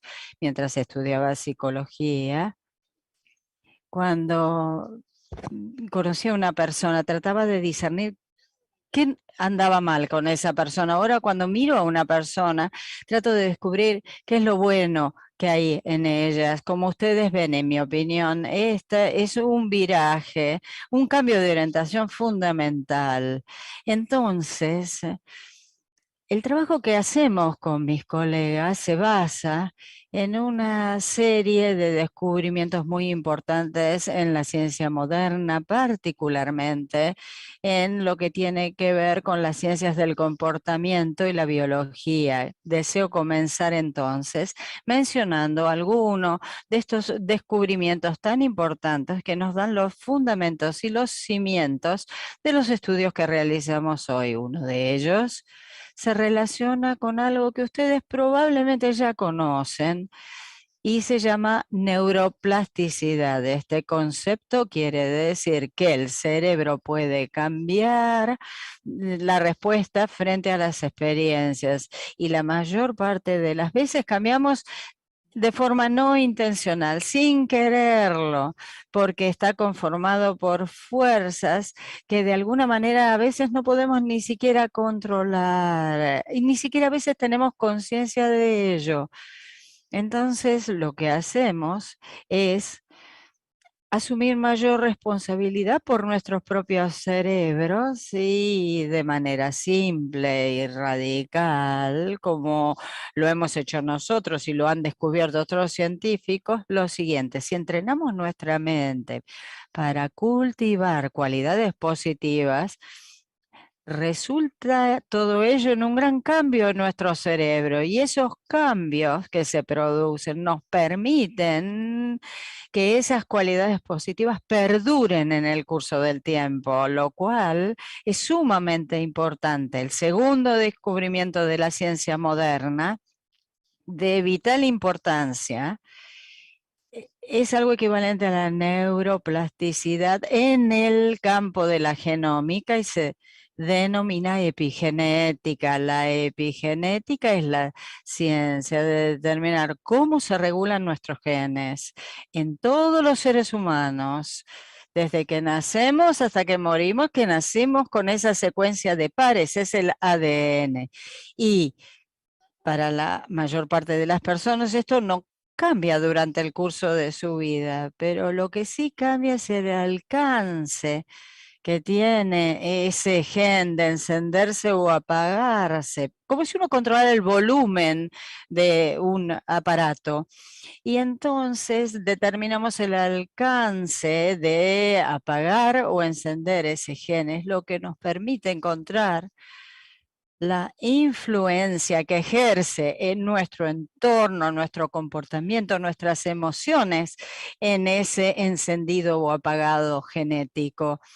Y esto da por resultado grandes cambios epigenéticos, incluso en los hijos, se transmite de generación a generación y se prolonga mostrando cambios en la conducta y en la biología. Incluso hay un caso derivado de la investigación más reciente científica, donde vemos que los cambios epigenéticos se pueden transferir de una generación a otra, se transmiten. Entonces la epigenética es muy importante y tanto nosotros como otros científicos han demostrado a través de métodos muy rigurosos en lo que es biología molecular, cómo se inducen estos cambios epigenéticos que se encuentran en sistemas que desempeñan un rol muy importante, no solo en nuestro bienestar emocional, sino también en nuestra salud física, lo cual es muy importante. De manera que un tema que se relaciona mucho con la epigenética es que nuestra mente y nuestro cerebro están íntimamente conectados a nuestros organismos, a nuestros cuerpos. Cuando entrenamos nuestra mente, tenemos un impacto directo en nuestro cuerpo. Y cuando cambiamos el cuerpo también, esto tiene un impacto en la mente, tiene una influencia en el cerebro.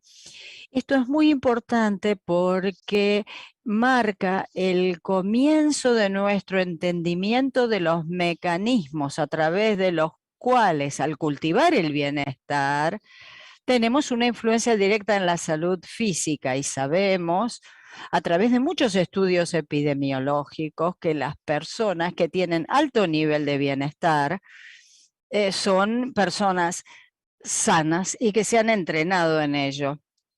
Y por último, deseo mencionar algo interesante desde el punto de vista científico que tiene que ver con un corpus de evidencia científica que apoya lo siguiente. Los seres humanos que llegan a este mundo lo hacen con una bondad innata que todos compartimos y podemos compartir esa bondad innata. ¿Y qué quiere decir esto?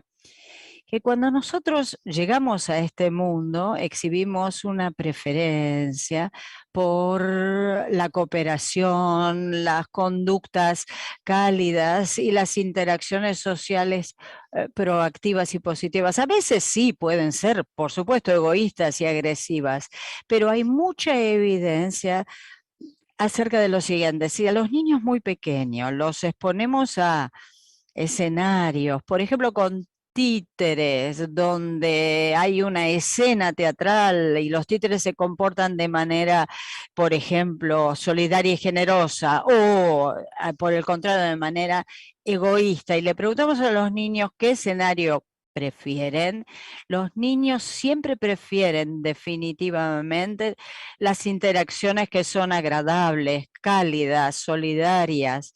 Y esto es un descubrimiento que ejerce una gran influencia porque existen una serie de meditaciones prácticas que llevan al desarrollo de la bondad, la compasión, y todas ellas se practican a través de ejercicios que no están orientados solo a crear emociones y cualidades en nuestra mente, sino a ayudarnos a mejorarnos a nosotros mismos, pero en realidad lo que estamos haciendo es mejorar nuestra propia naturaleza innata, aquella con la que nacemos, que es la bondad innata.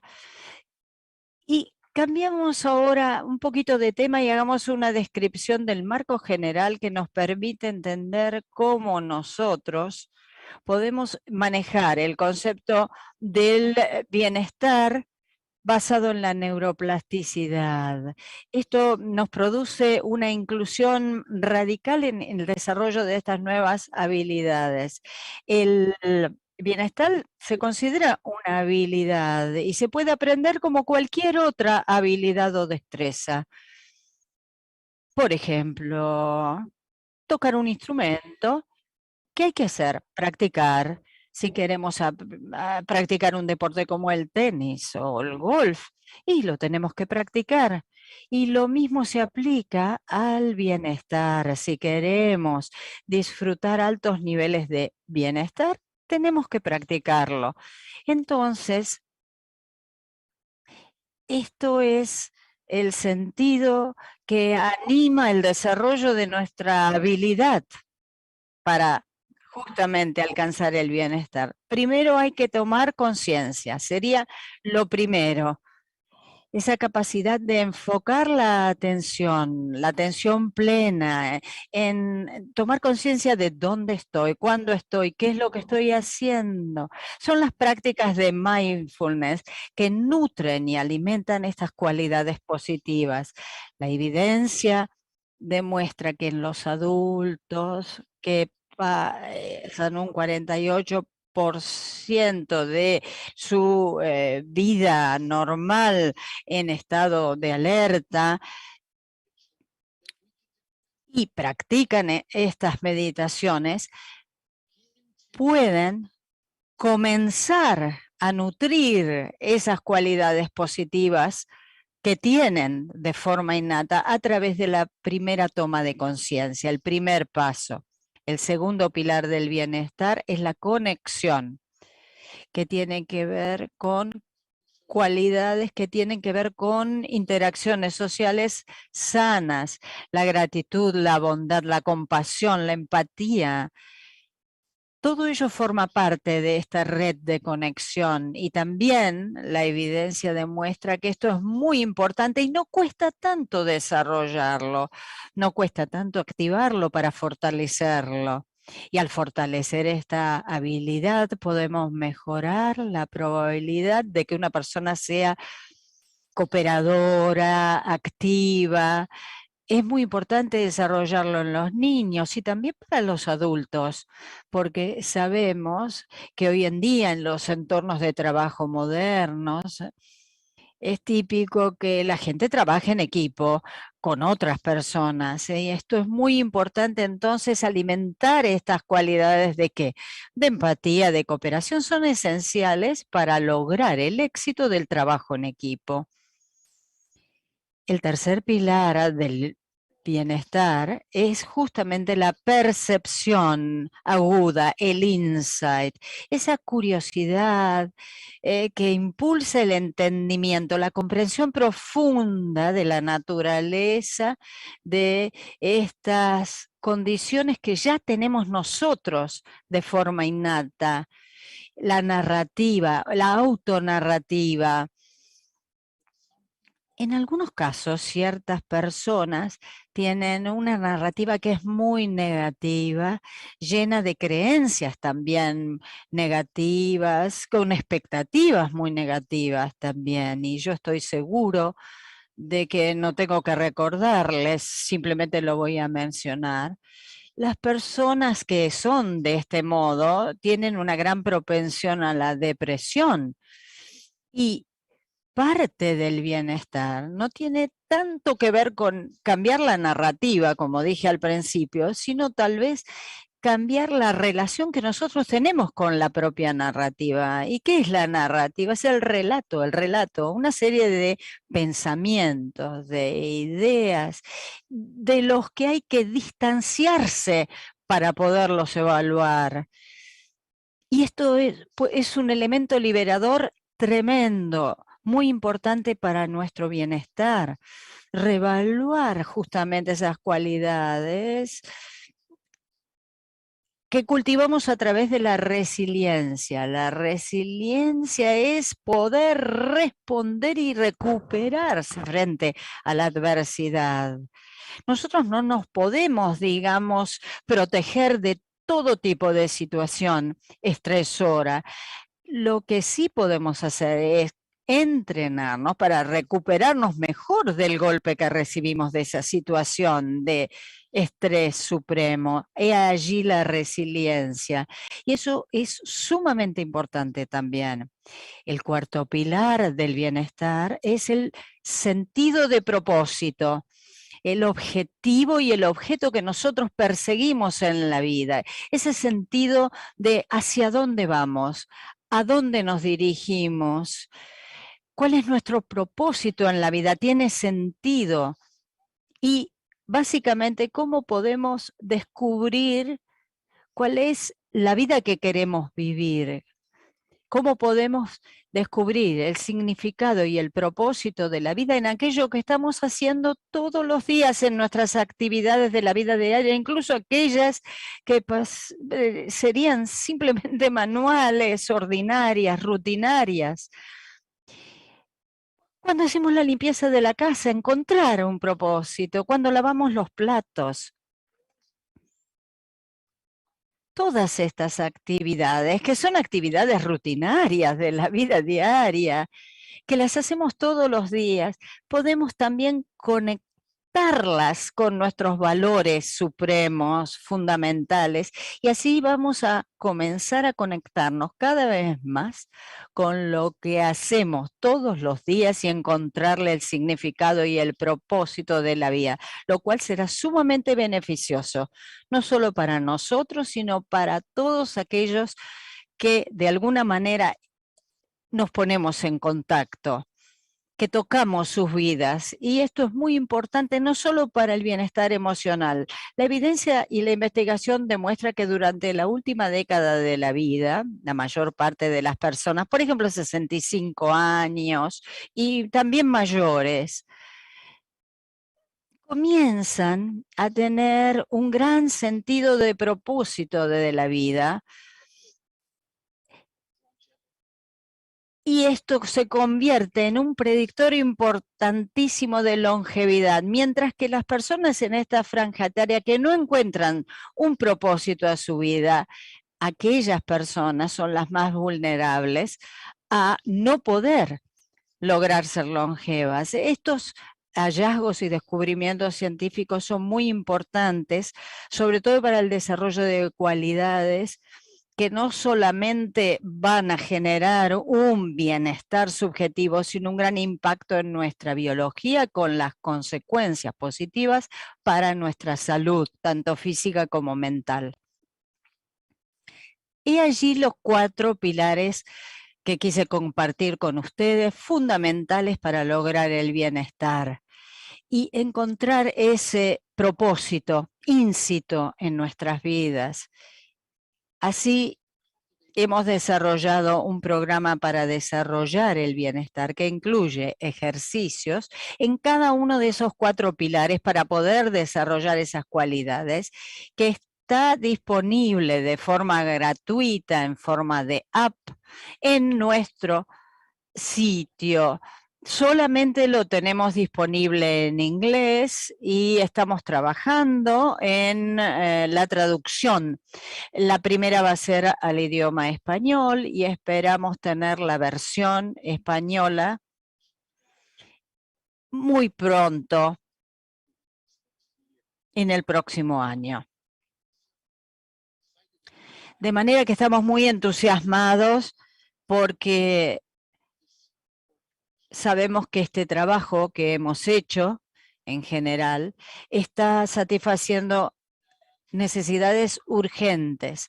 Evitamos la distracción del foco de atención, la soledad, la depresión, esa sensación de no tener un propósito en la vida que de alguna manera constituyen emociones muy significativas y presentes en nuestra cultura actual y que están erosionando el tejido de la sociedad en muchos países del mundo.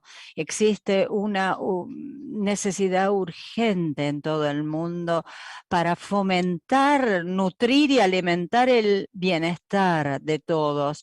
Y siempre les recuerdo que en las primeras etapas evolutivas del hombre en este planeta, nadie se lavaba los dientes. Y sin embargo, yo sé que todos los que están escuchando esta charla sí se lavan los dientes. Entonces, no forma parte de nuestro genoma, es algo que se desarrolló luego con la evolución del hombre. ¿Y por qué? Porque era importante para la higiene personal. Entonces, si logramos desarrollar esta habilidad, ¿cómo no vamos a lograr desarrollar la habilidad del bienestar? Muchísimas personas ni siquiera tienen idea de lo importante que es la higiene bucal, pero lo hacen porque ya han desarrollado esa habilidad. Entonces es importante dedicar ese tiempo también a nutrir el bienestar, el mismo tiempo que dedicamos a lavarnos los dientes. Es importante que cada uno de nosotros nos preguntemos, ¿debo dedicar el mismo tiempo que dedico a lavarnos dientes a desarrollar habilidades positivas? Yo tengo una convicción firme de que este mundo sería un mundo muy diferente si lo hacemos, si practicamos estas técnicas de meditación que ahora les ofrezco hacer a modo de ejercicio para que puedan incorporarlas en sus actividades de la vida diaria. De manera que vamos a comenzar nuestra práctica meditativa. Siéntense con la columna bien erguida, apóyenla en el fondo de la silla y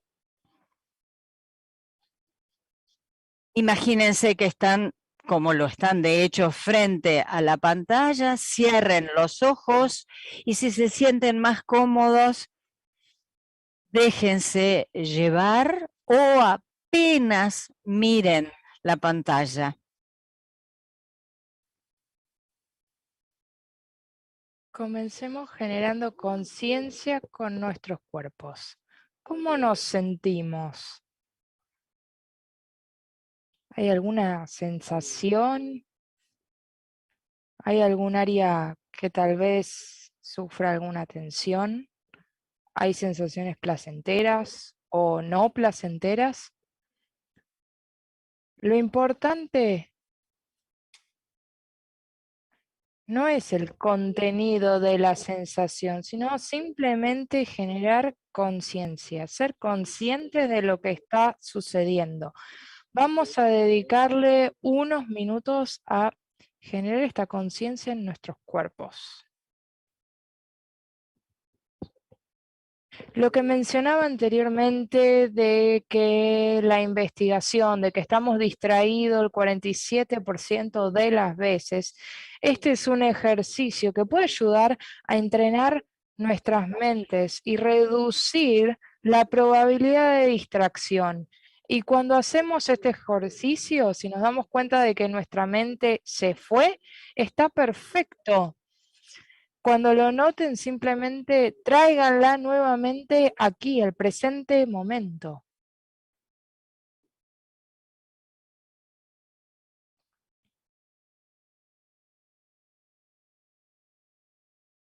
Y ahora pensemos con nuestra mente y corazón una persona que la ha pasado mal durante esta pandemia global.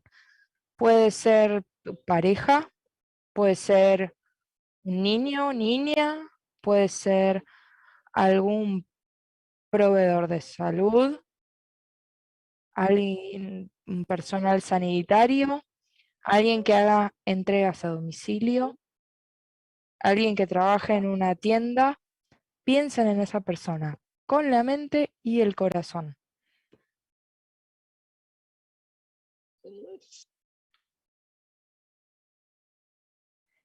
Y ahora permitámonos sentir apreciación, reflexionando de cómo esta persona fue muy útil y nos ayudó mucho durante este momento tan difícil.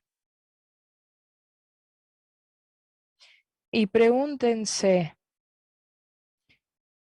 ¿cómo le agradecerían a esta persona la próxima vez que la vean?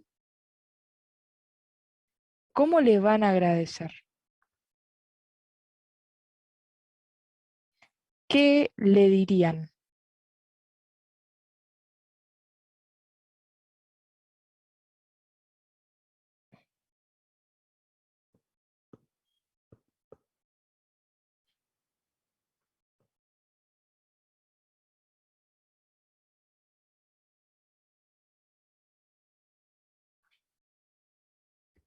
Veamos si pueden entrar en este brillo del agradecimiento, de la apreciación, que viene de la mano con nuestro pensamiento.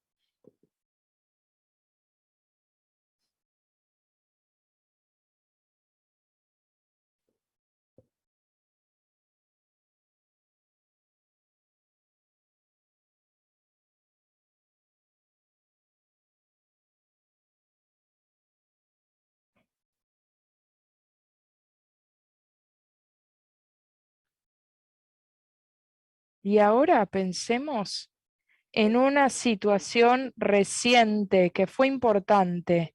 Puede ser una reunión de negocios o interacción con nuestra familia. Lo que sea, cualquier situación que haya sido significativa para ustedes.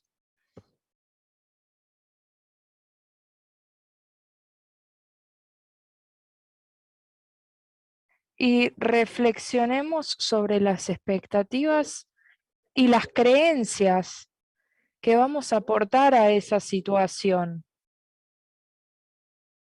¿Cuáles son sus expectativas, sus creencias sobre ti mismo, sobre los demás?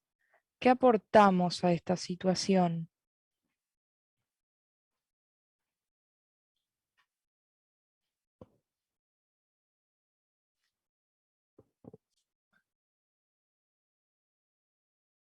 Y piensen por un momento cómo sería si tuvieran diferentes expectativas, diferentes creencias. Imagínense cómo sería distinta esta situación.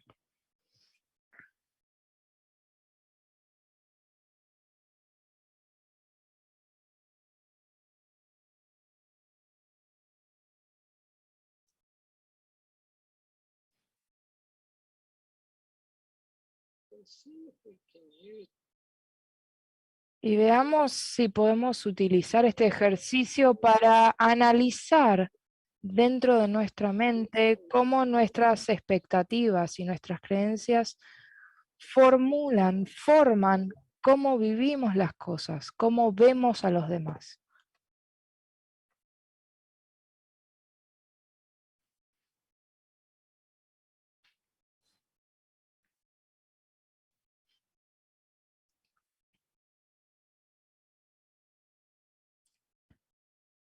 Y para concluir,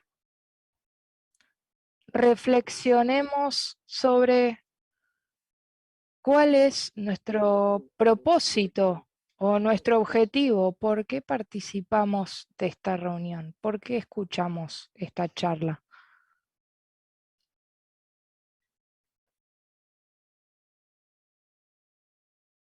¿Por qué están interesados en el bienestar? ¿Solo por ustedes? Por supuesto, es beneficioso para cada uno de nosotros, pero ¿qué tal para los demás?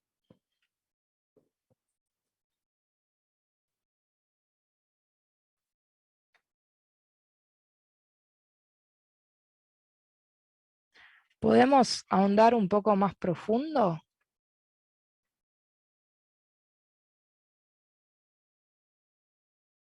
Podemos comenzar a descubrir algunos de nuestros valores esenciales, importantes en nuestras vidas,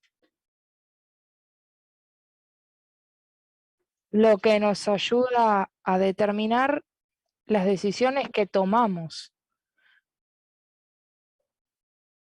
Y podemos aportar esos valores, ese propósito, lo podemos poner en un primer plano?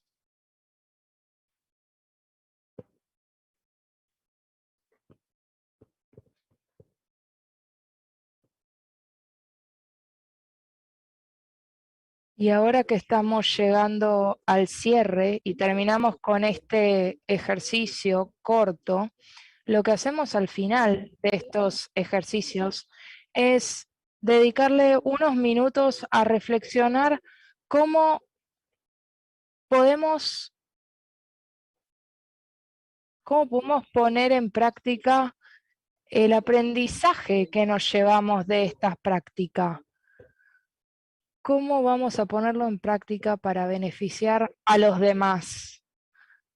Así que vamos a dedicarle unos minutitos a preguntarnos, bueno, ¿cómo lo pongo en práctica?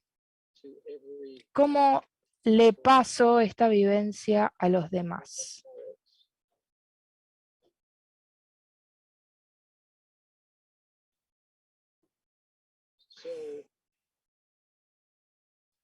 Entonces, para aquellos que cerraron los ojos, por favor les voy a pedir que los abran. Así podemos volver a interactuar y les quiero agradecer a todos por escucharme y muchas gracias por invitarme. Muchas gracias, Richard, por esta excelente charla. Gracias por tu tiempo. Fue un gran honor y placer que estés aquí hoy. Muchas gracias. Muchas gracias. Adiós. And now, by conclusion, I'd like to thank each of the sponsors that helped us in today's event, that made this event possible, and it reached so many people on a national and international level. And I'd like to especially thank the scientific coordinators of this symposium, Julián Bustín, Chief of the Clinic of Gerontopsychiatry, Fernanda Giralfont, thank you, Coordinator of Well-Being, and Coordinator of the INECO Wellness Areas, and the other, Barbara Gorovetsky and Ben Tirasho. Julián, I'd like to invite you to give your closing remarks to this great symposium.